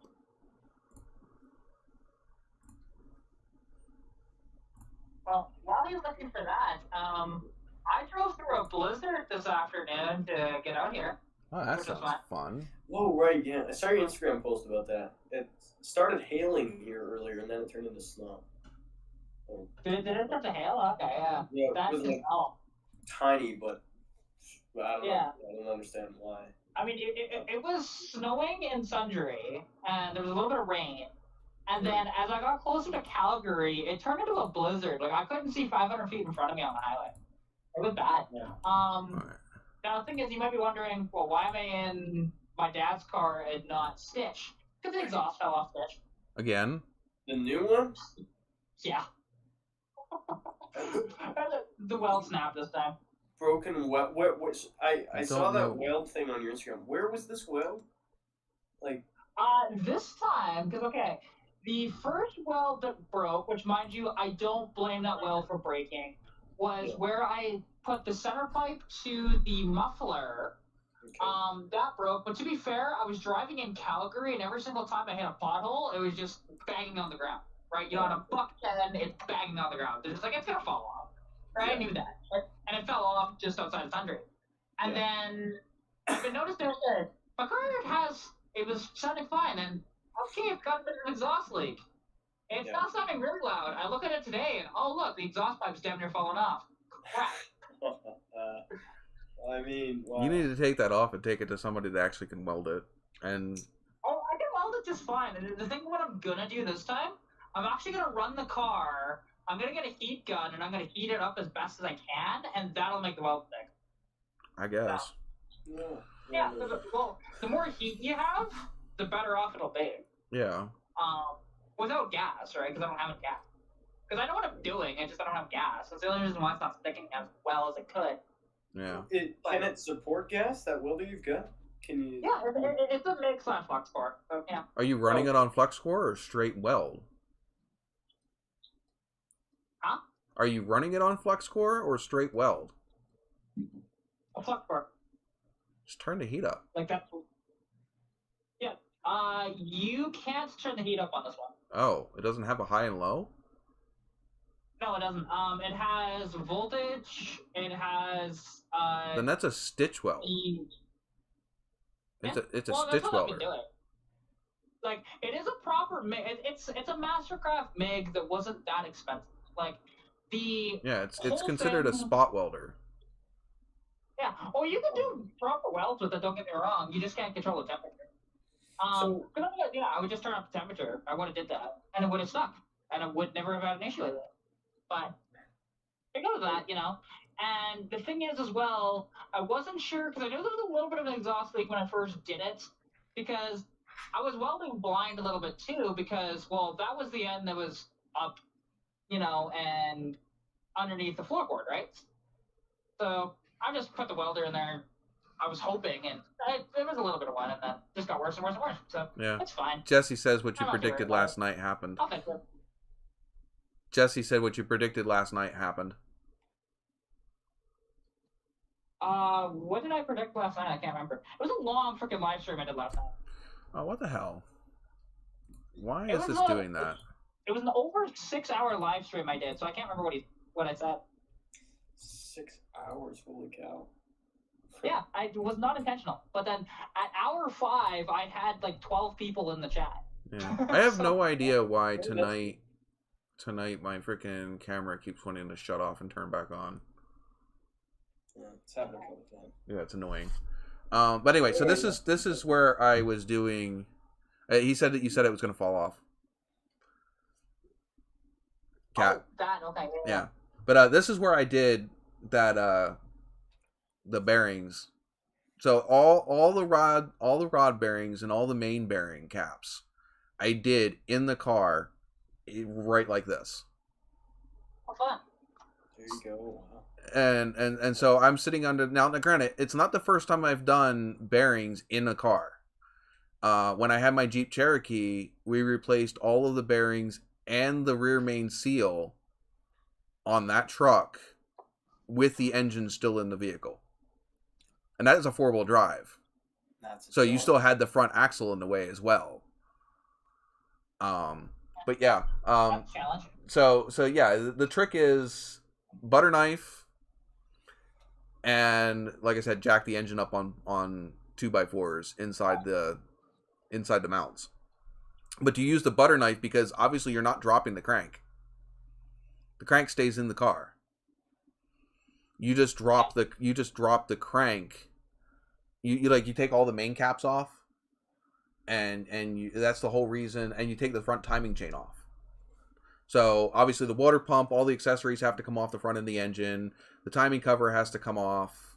The oil pan has to come off. And basically what you're doing is you're taking the timing chain off as well, and then you're just going to lower the crank just a little bit, just to create just enough, and then you take a butter knife and you pop the bearings up around with the butter knife. But yeah, I replaced all of the connecting rod bearings and all of the main bearings with the engine only, with the car only up on jack stands in the front, and a nice gravel driveway. But yeah, we fixed that. Car ran just fine. Is this chair number 2 there, Team Mechanic? Yeah. This is the second switch back to chair 1. Oh, back to chair 1. Okay. Just so we know where we're at. Yeah, exactly. This is the one without the back, but the cushion. Oh. So that's nice. Yeah. Yes. You're trading off one thing. It's either your butt or your back. You get one of the two. Yeah, I gotta pick. I gotta alternate. I'm in the same boat. My chair does not have a cushion on it, but it does have a back. Right. Well, I mean, That's true. you know, it's kind of funny because being in my dad's car, you'd expect, okay, Dodge Magnum was a little bit more of a luxury car when they came out. You'd expect it to be comfortable. Actually, my Mustang's more comfortable in the car. My Nova and the Trans Am both have more comfortable seats than the Kias. And the Kias are newer. Yeah, newer cars like that. They have nothing. There is no. Those seats have no creature comforts whatsoever. They just look nice. Can I just say, like, this seat, I mean, it's got everything in it. It's power, you know, it's got heated seats. Is that an LX? Oh no, that's the whatchamacallit. Your yeah. Yeah, like this is an 05 Magnum SXT all-wheel drive. Decent car, to be honest. Oh, those cars. You just need to Hellcat swap that thing, and you'd be fucking golden. Well, see, what I would love to do with it, because I mean, not that this transmission is bad. These 5-speed automatics. Is that a 6? Is that the 6 or the 8? 6 and 8. Well, the thing is, well, what I'd want to do with this thing would be so much fun, is because I wouldn't actually want to go to the Hemi, unless if I could find a truck Hemi that was pre-2000. Oh, what little 5.7s? Specifically 2005. The little Well, 5.7s. 5.7 Hemi, because the only... Well, okay, 5.7 Hemi, the only reason why I put a 5.7 in it that's in a truck pre-2006, because no cylinder shutdown on it. The 03 to 05s did not have the cylinder shutdown on the trucks, but every other Hemi made in that period did have the cylinder shutdown. So you get one of those, and specifically the 2005 was their best year for it. And then I'd love to. They made what, like 100 more horsepower than the 5.9 that's in my truck. It was 345 or 345 horsepower. So. All right, so not much more horsepower, but I think they made a lot more torque. No, those engines made less torque. Yeah, it was 345 horsepower, and it would have been, I think, 360 foot-pounds. I think it was like right there, to be honest. Somewhere in that range. Don't quote me on that. There was a YouTube video that I saw where they did the dyno. They had both the 5.9 Magnum, and the 5.7 Hemi on dyno. The Hemi revs up a lot higher than the Magnum does, and it makes slightly a bit more horsepower. But I think where it makes its horsepower is the difference. It makes its horsepower and torque over a broader range than the Magnum does. Yeah. Like, don't get me wrong. The Magnum blocks, I think, are better than the Hemi blocks. I truly think so. I know those Magnum blocks, I mean, their issues are, the heads will crack. Well, it's funny, when the head cracks, guess what? You don't have issues. The head will crack, but it'll still run just fine. It's hilarious. And, like in the manual transmissions they put in behind them, people will bag on the NV3500, but you can beat on them all day long, and as long as when you change out the transmission fluid that you do not put anything other than synchromesh in it, you're fine. I know the Dodge transmissions I have, you have to run ATF 4. I think it's ATF 4. Well, you have the automatic, don't you? Yeah. This is getting on my lead with the whole Dodge talk. Yeah, because the thing is, all three of the brands actually use the NV3500 in some capacity. The thing is, the Dodge one was the best though, because Chevy's NV3500 had all the synchros were plastic, while the Dodge, the reverse gear was plastic, so that's why, or the reverse synchro was plastic, so that's why all the Dodges, the reverse would go out, but in the Chevys, every single gear would go out. So, and it's a simple thing to just switch them over to metal, but, it's just a nice thing to not have to do that as much. And inside, exact same tranny, exact same gear ratios and everything. Ford used them too. Not very long. Yeah. But yeah, the new venture, as they called it. They had the 3500, the 4500, and the 5600. When I was talking to Rookie here earlier, and I told him that when I bought that 350, that's what it looked like when I bought it. Oh wow. So it looked nice. Yeah. It didn't look like it just came out of. I mean, I'll show you the 350 when I got it, the actual 350, because that was a 305. This is the inline 6 when I pulled it out. Nice. I like that one. Yeah, because that was the 250, right? Yeah. Yeah. And also, you know that Nova that I sold to the guy about 3 weeks ago? Is it garbage? Did he trash it? No, he's selling it again. Oh well. He decided to abandon it. I'm not sure why. He has less information in the ad than I did, so Less information might sell it better because you know what I mean. But it's not being very. Well, I know the only reason why I was able to sell the Monaco to Joseph there is because I had so much information on it. Because most people, the thing is now, he is closer to Calgary, so he's got that advantage compared to where I didn't. and he added me on Facebook and everything after the deal because oddly enough we've actually met before. I know the guy, but we weren't exactly friends. I've just met him at car shows and stuff like that. Damn it, I'm not the old guy. You're on twice. There we go. But yeah, so okay. I missed what you said about the Nova there. He has it. How much does he have it listed for? Where is he? He is near Calgary. He got on 15, which that's what I was asking for it, but he bought it off me for, I think it was $1,000. Duh, it's the whole point. He wanted to flip it. He talked you down so that way he had room to flip it. He wasn't initially going to flip it, but I have a sneaking suspicion that's not a province car. I told him that I wasn't 100% sure if it was or not, but because there was a BC sticker on the quarter window. So, I don't even know why that would make a difference, but okay. Well, the thing is, here in Canada, if there's a vehicle that was not previously registered in your province, it needs to go through an out-of-province inspection, which is a lot more thorough of an inspection versus a safety. Oh, okay. Well, yeah, it's like the same as a salvage. Not quite as bad as salvage. It's like pretty much. Yeah. Well, with salvage, like pretty close. they make sure that everything is straight underneath compared to an out-of-province where they don't. Like, as salvage, there's only a couple of people in the province that can actually do it. And, like, with the salvage inspection, they raise it up in the air and they actually have a proper machine to make sure it's all dialed in to the nearest millimeter.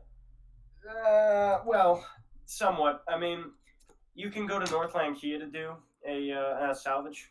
If you have a written off car and you have photos of the damage before, during, and after the repair, and you go up, you show them the damaged area, like, as long as they're a licensed technician and they're competent. Was he planning on? Why didn't he? If you're planning on putting it back on the freaking road, if you're not planning on putting it back on the road, why does it matter about getting it inspected? Well, no. These are people wanting to put it back on the road. That's different. Yeah. Well, then they're gonna have to put some work into it first. Yeah. Yeah. But, like, the thing is, well, a friend of mine is actually licensed to do them, and that's how he did them because that's how he was taught to do them. Right. So, like, that's what they tell you. That's how you're supposed to do it. Yeah, it's probably a good way to do it. But... Now, doesn't mean other shops won't do it, like, the proper way. That's a given. There's always going to be shops that do it the lazy way. Always. But anyway, yeah, this is my car before it went off the road. Nice slant to it. Yeah, you got a nice brake on it. Oh, it was so much fun. But I do have. Do I have pictures? I think it's still freaking blowing up. God, you wouldn't think that, mind you, okay, I understand I'm a girl using a torque wrench on a car, but you wouldn't think that video would, like, skyrocket, but it has over 3,000 views and climbing. Jesus Christ. Mine is not doing, yeah, let's see, where's mine at? Then again, mine's not as short. Shorts views are always going to go up higher than... Yeah. Well, TikTok is essentially like a YouTube short, but you can go up to 3 minutes on TikTok. This one's only 53 seconds. So, because I did the full video, except for it was only one tire, and everybody's bitching about, yeah, my legs were underneath the car and I didn't have a jack stand. I know about that. Lapse of judgment, but it didn't follow me. Oddly enough, I got punished later because I dropped the jack on my foot. I played Russian roulette and I pulled the trigger and the bullet didn't come out. I'm all good. But yeah, I know it was stupid, but... my hobby video is at 47 views. So, but then again, I already know that just because it gets no views right away doesn't mean it won't take off later. Yeah, I have videos like that. Like, because actually the video that I put out was a how-to video on swapping your wheels. Like, for example, hey, winter is right around the corner for us, so how to switch your winter tires, right? It has, last I checked, it was at 504. It's about 13 minutes long. It's not too bad. Because I only filmed the one tire. I was not going to do all four. This is the 350 when I got it. I look gold. No, that was nice. it's yellow. They're just yellow. Wait. Is that yellow? Okay, let's look at the gold from there. So, But there is Sorry. so much I'm grease seeing on this very engine, you small can't. image of myself. There's so much grease on this engine, you can't see the engine block. Now, granted, now you have this engine, right? And I showed you what the 305 looked like when I got it, right? Yeah. And that 305 was shot. Wouldn't you know that this thing had cleaner cylinder walls? No, that makes sense. That makes perfect sense because that thing looks like it's been running.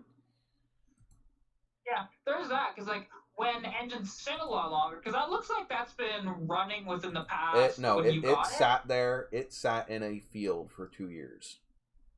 Wow. Even I mean, then, like not recently, but it looks like it was running. And, like for some reason, engines with a character like that. It was. Like, You could tell it was burning fucking oil like a motherfucker. Oh yeah, yeah. Oh yeah, Well, that is every small block Chevy on the planet. Yeah. Not after I was done with it. So this is what it looked like when I got it. Did you rebuild the bottom end and everything? Yeah. I rebuilt this one before I threw it, and I learned my mistake from the 305. This one got completely torn down and rebuilt, even though I knew that it ran. So new rings and everything. That's the bearings in this one, which look 100 times better than the bearings that were in the 305. Yeah. But it did have some bad top end stuff. As you can see, there's what's left of a push rod. Yeah. Oh man. Do I have a picture? Yeah. So this is all the stuff that I threw at it. It had the one piece rubber gasket with the steel inserts around the bolt holes, so you can't over tighten it. I had bimetal bearings in it. All new rings, dual gear timing set. It had a high output, high pressure oil pump in it. All new head gaskets, valve cover gaskets, all gaskets all the way around. New connecting rods. I mean, new not connecting rods, push rods. Oh man, I think I gotta take off. My back is just killing me, but yeah. All new freeze plugs. And I did this, as you can see, outside on a kitchen table. Nice. But yeah, we threw this thing together. I put the heads. So these are the heads off the 350. I scrapped those because you can see they were the valves were shot. But we took the heads off the 305, and we threw. So this is the 305 when I pulled it out. We threw the 305 heads and the Adabrock intake on the 350. And threw everything back in the car. Headers. Oh yeah, those are the headers that I had bought for the 305. We just threw those on the 350. Yeah. Nice. So yeah, that was a bad little engine. Well, it's still in the car. It's still a freaking bad little engine. Yeah.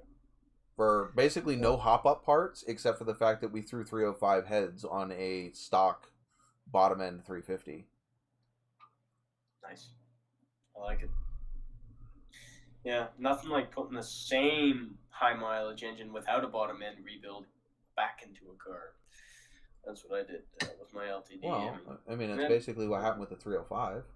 But I can beat your kitchen table thing. I did it on top of a recycling bin. So yeah, no, I did mine on the I did this one on the kitchen table. The 305 we threw in the car with nothing. It was just a concrete slab.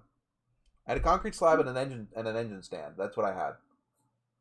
That's nice. A concrete slab would sure be nice. Yeah, I didn't at that point. I didn't even have a table out there. It was just cardboard on the concrete.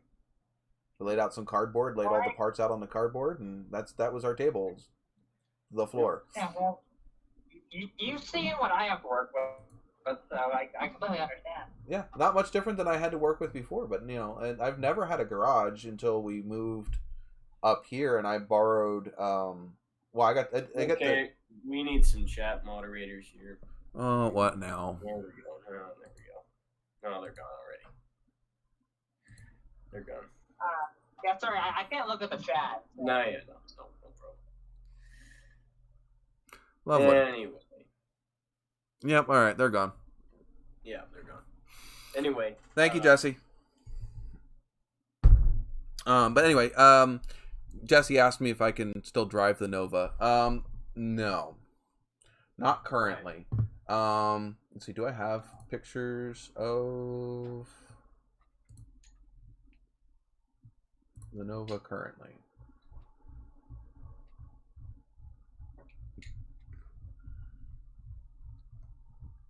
Currently, the Nova is basically the whole interior of it is completely gutted. The only thing that's still somewhat intact is underneath the engine bay, only because of the fact that I was planning on just pulling the whole front sub-assembly out from underneath the car and rolling it underneath the new chassis. It should be back here somewhere. Thanks for having me. Yeah. Oh, here's an original. Oh, damn, it's so tiny. Yeah. This is an original photo. This is an original photo of my Nova. I like that color. I hated it. I'm an old man though. Keep that in mind. All right. I'll see you later. But Talk to you later. Bye. Yeah. where is that? How far back do I need to go?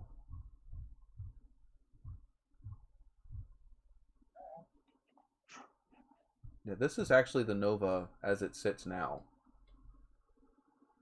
Oh, no, that's when you moved it? That's when we moved it. You see the TA sitting back here in the back corner.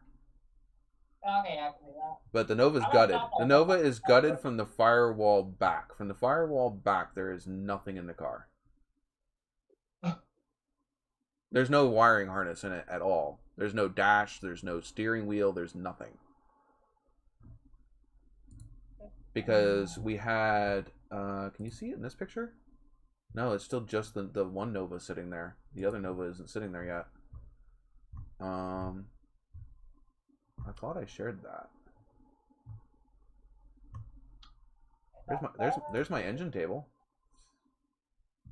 Yeah, see, I can't really look at it right now because I'm in the middle of the town currently. Yeah. But Jesse, it is not that good looking. Hold on. I have a whole video on my channel of walking through it after we disassembled it and all the rust that was on it. I just was witnessing. Sorry. There was a traffic light. It was red. The guy. There was no traffic in front of him. There's no train coming. He was about 200 meters back from the stoplight, stopped behind the train track. Oh. Like, what the? I've never seen that before. Yeah. All right. So here's actually for Jesse. This is the way the cars are sitting right now. So the one closest to the camera is the new shell. The one in the back is the original car. As you can see, both of them are quite stripped. But they will be coming back to the channel here shortly. I just gotta get the garage cleaned out. But I thought I had pictures. Might have to go to Instagram. But let me stop sharing this and I will go to Instagram real quick. Well, actually, no, I could have gone, I forgot, I could have gone in here and shown you the damage to the car, because I do have that.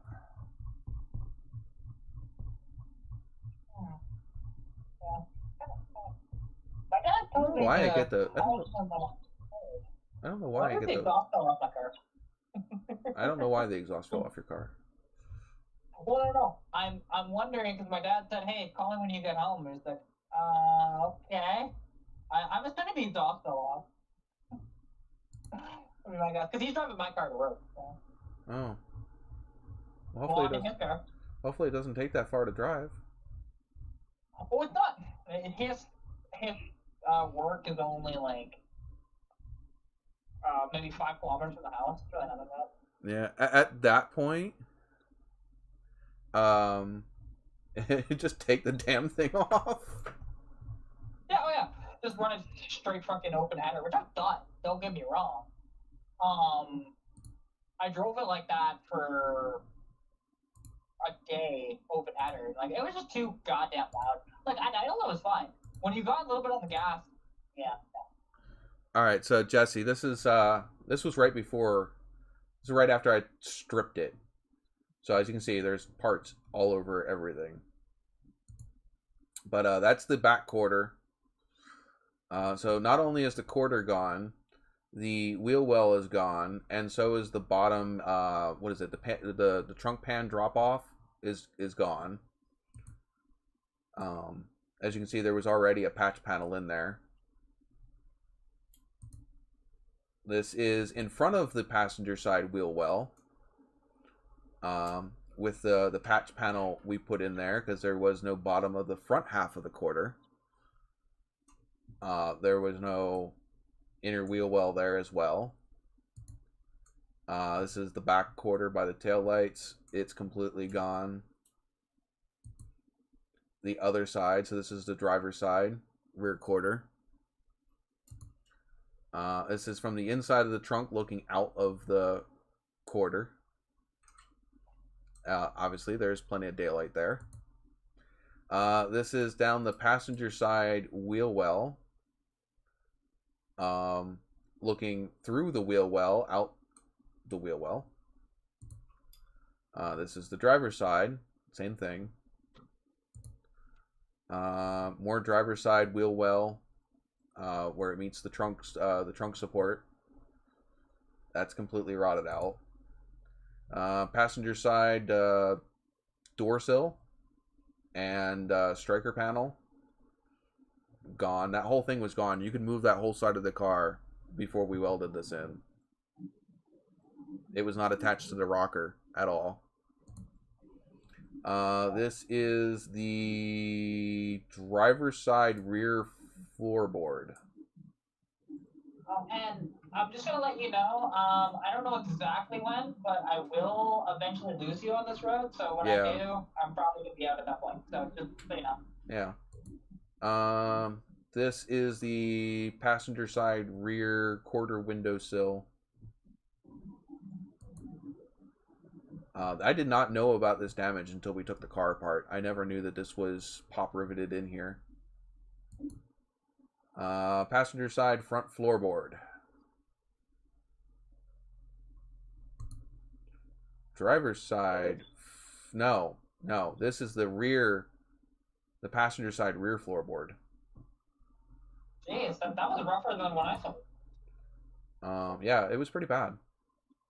There's the hole up here in this top corner. The top left corner of this picture is the panel that was cut out to fix the damage from being hit in the driver's side. So actually, were the frame rails intact in that one, or are they gone too? What, the frame rails?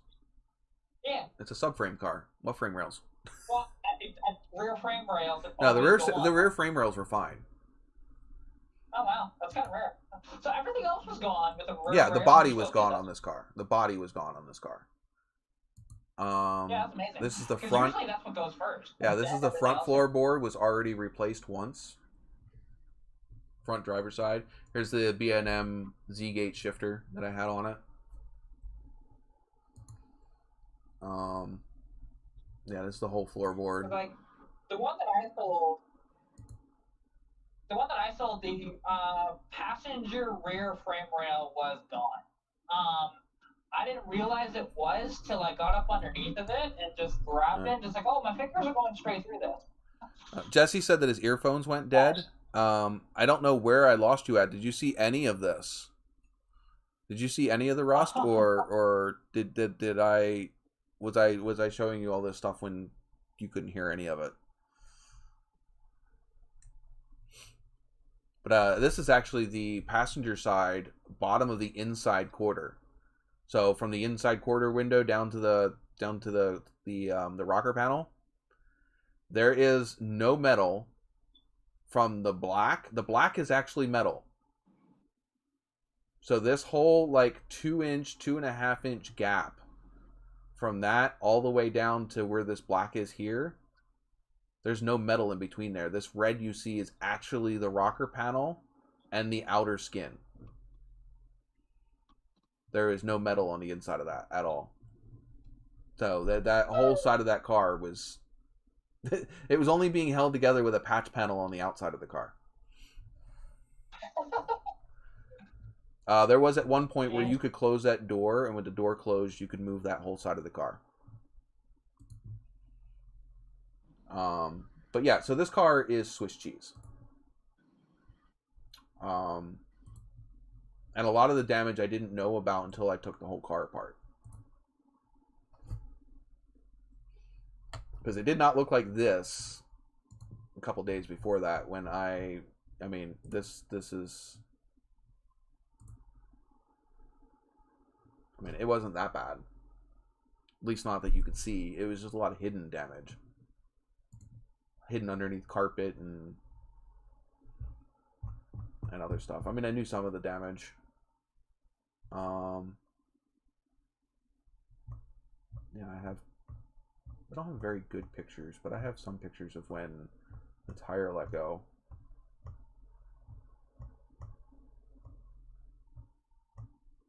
But Jesse was saying that it's going to look cool when it's done. Yeah. This here is the paint scheme for that car when it's done. Now, granted, I know this is a Camaro. But it's all I had in Forza 4 when I came up with the paint scheme for the Nova. So it's going to have a vinyl top. It'll be black with gray pinstripes on the top, and the sides will be gray.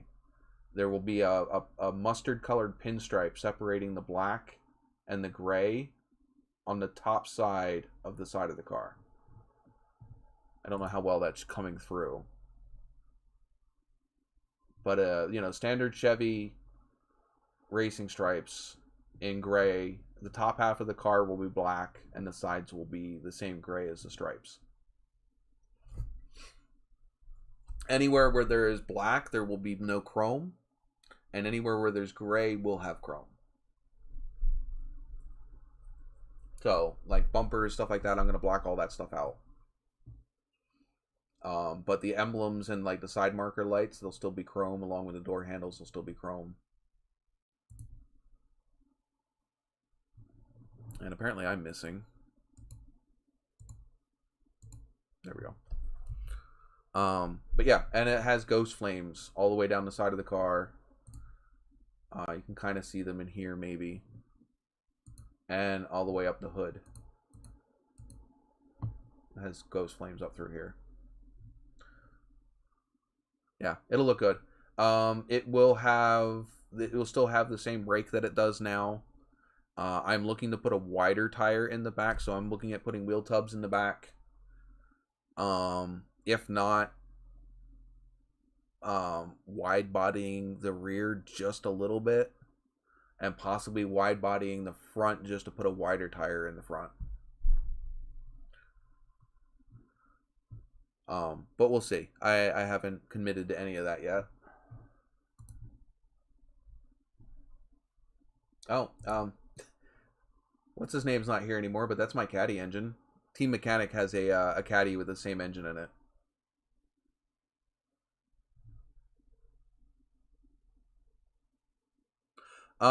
That original car, Jesse, is not what I'm using.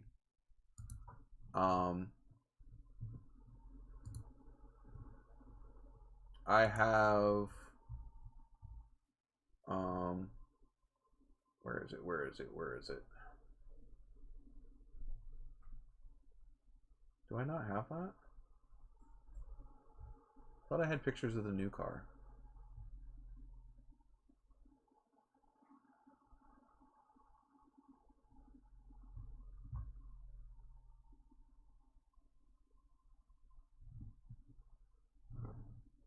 Apparently I don't.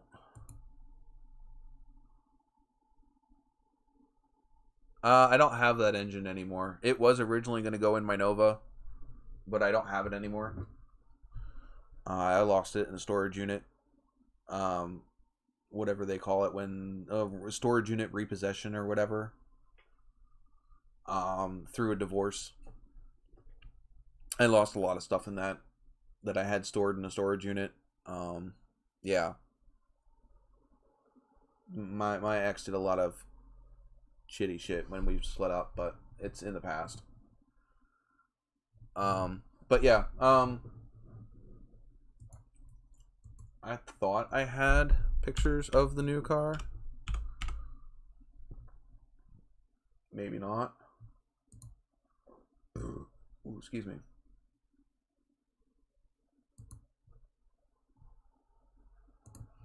Let's see if I can find it.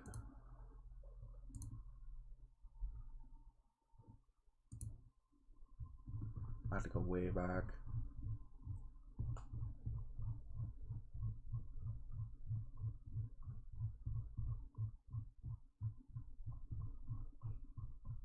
Might actually be before. I don't know if I have it on Instagram.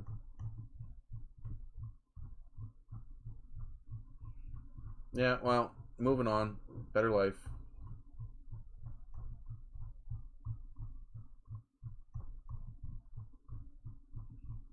How far back can I go?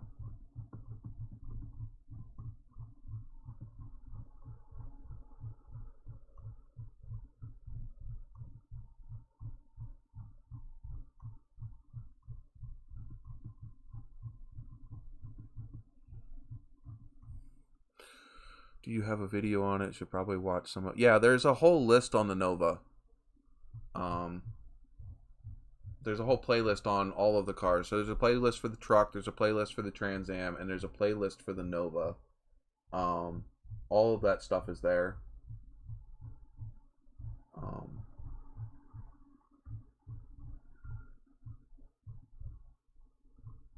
But I do have some pictures.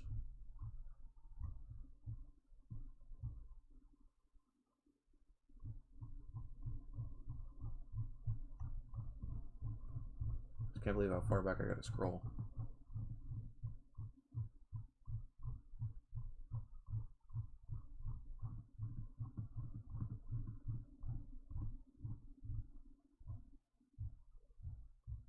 Should be right about here.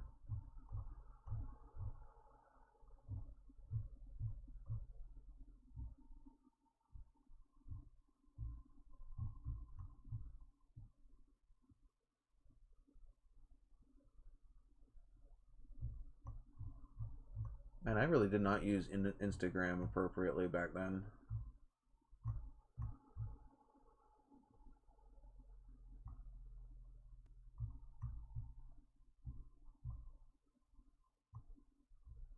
And I have pictures of them, I mean, but they're not great.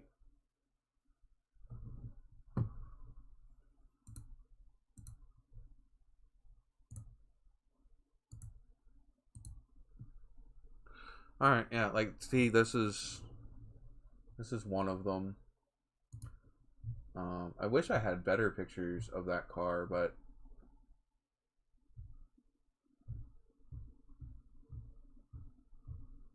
that car is in way better shape. It's this one over here.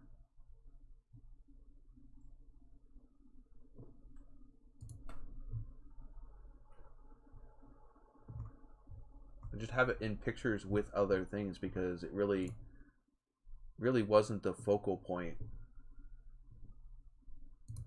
at that point. It was something I had picked up to fix my other car. Oh, such a sad picture. Oh, but anyway, so you're gonna use parts from your old car. Yeah, I basically have enough parts to make 2 Novas, minus the bodies. So I did already sell off some of the parts I got off of the new shell. a while back. I mean, this is, geez, 2017. But I didn't have anywhere to do the work. You know, had a baby. You know, shit like that. But yeah, like, the plan of right now is I got to get the garage cleaned out because right now it's got a bunch of stuff in it for moving. I got to pull the Trans Am back up from Lancaster. It's at my buddy Chris's Firebird Nation, which is on the channel a lot. It's down at his place. I got to bring that back up here. I'm going to throw the Holley EFI system on it. Get that thing running and being able to get it inspected. And then when I can park that out on the street, I'm going to go down and pull the other cars out of the field and basically strip the gray car out, fix the damage areas that are on it, and get that car running and driving. Then we will start working on doing the modification stuff to that car. Either that, or I might just throw it up on a rotisserie and completely restore the body and then start working on that. I don't know. I mean, I kind of want the vehicle running and driving. I want to be able to move it around. I haven't driven that car since like 2013, 2014. I miss it. It was my first muscle car. It was a pretty badass little car. But I'd like to drop a newer LT engine in it, but that's probably out of my price range unless my YouTube channel blows up pretty good. The El Cheapo way is drop an LQ4 in it. The 6.0 iron block LS engine. Probably drop that in it. That'll probably be iteration number 1 for modern engine. It'll still have the same brake, ass up, nose down. But we'll go with that first. But yeah, I'd love to drop the supercharged LT engine in that car. I mean, it's going to be nasty if I can do it. But the main thing is build the channel up with the Nova, get a decent following on the channel with the Nova, and also the modeling stuff that I'm doing. Not modeling as in me like walking down the runway, but the plastic model stuff. Get a decent following. Hopefully by then, the YouTube ad revenue and possible t-shirt sales and different things like that will help offset the cost of going with a more expensive engine option. But like I said, then I want to completely restore the TA. When I can do it right and I have more of the tools that I need. I mean, that's the other thing is working on the Novas first. It'll let me acquire tools and different things that I don't have currently. So that way when I do get working on the TA, I have more experience under my belt with these older cars as far as completely redoing them, and I also have better tools.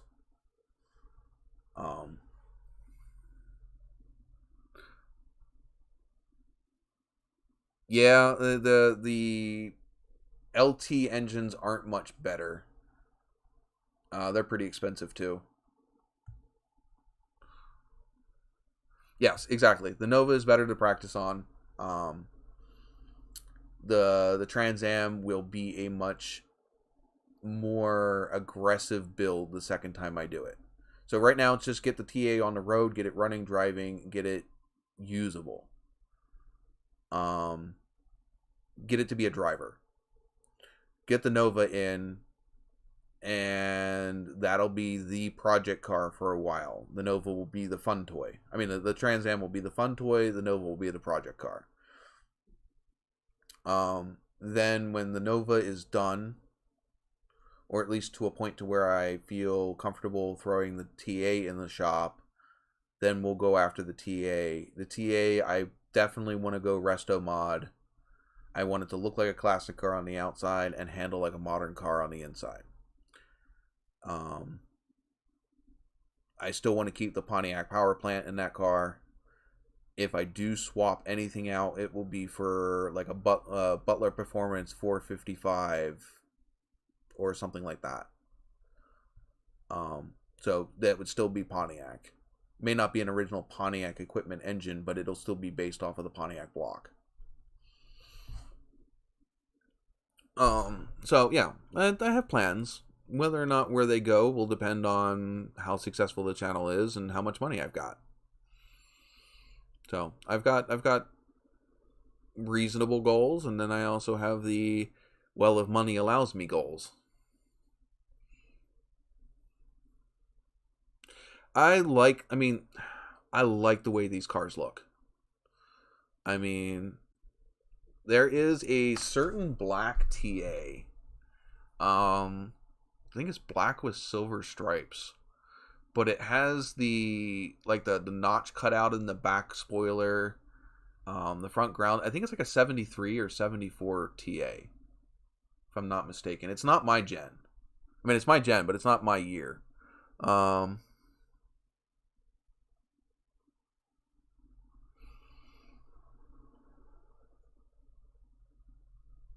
You're at least one step ahead of me. I don't even have a freaking welder. And yeah, I've been there. Back porch, you've seen it. Back porch, backyard, somebody else's back porch or backyard. Been there, done that. Like I said, I have a garage now. It's not done. It's not set up. I gotta freaking do all that. I still have plenty of stuff I need to get for it. I need an air compressor. I need a welder.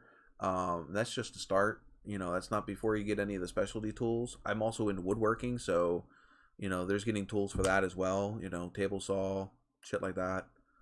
I'd love to find like an old school lathe or milling machine. That'd be freaking awesome. But yeah, air compress. I think the two main things that you need in a shop when you have an actual garage and a space to put them is a welder and an air compressor. I think you have a welder and an air compressor, you have graduated from the gravel driveway. Even if you're still in the gravel driveway, you know, you get one of those little freaking, you know, horizontal tanked, you know, wheeled air compressors, the little 20 or 30 gallon ones. You know, they'll at least get you by. I mean, you can't paint a car with one of those. But welding, grinding in short spurts, you know, that'll be fine for that stuff. Yeah, there you go. The only problem with mounting it on your truck, though, is if you get in an accident, you lose everything all at once. They probably actually do better mounting it on a trailer. It's just my opinion. Then you don't have to lug it around everywhere you go, and unless you want to. I mean, I don't know if that makes it easier for you, but I would say probably mounting the stuff on a trailer so you can leave it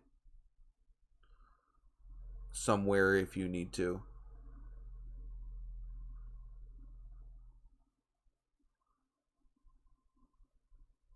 Yeah, okay. Yeah, hey.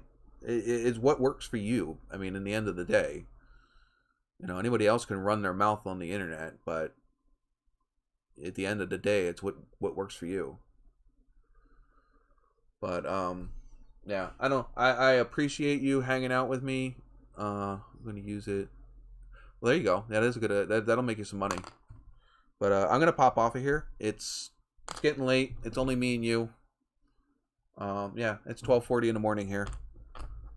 Thank you for hanging out with me, and we'll catch you guys next week. If you definitely check out my other videos. If you like them, let me know. I'd like to get the cars back on the channel, and they will be shortly. I just got to get some stuff sorted out here. I do have I don't know if you're into the scale stuff, but I'll be doing some of the scale stuff here and getting that up on the channel too. I have some decent builds. I don't know if you watched the last video I just put out. Got some unboxing videos to come your way, and then we'll start doing some of the builds. I don't know. I hope to have fun with it. But thank you. Catch you guys next week.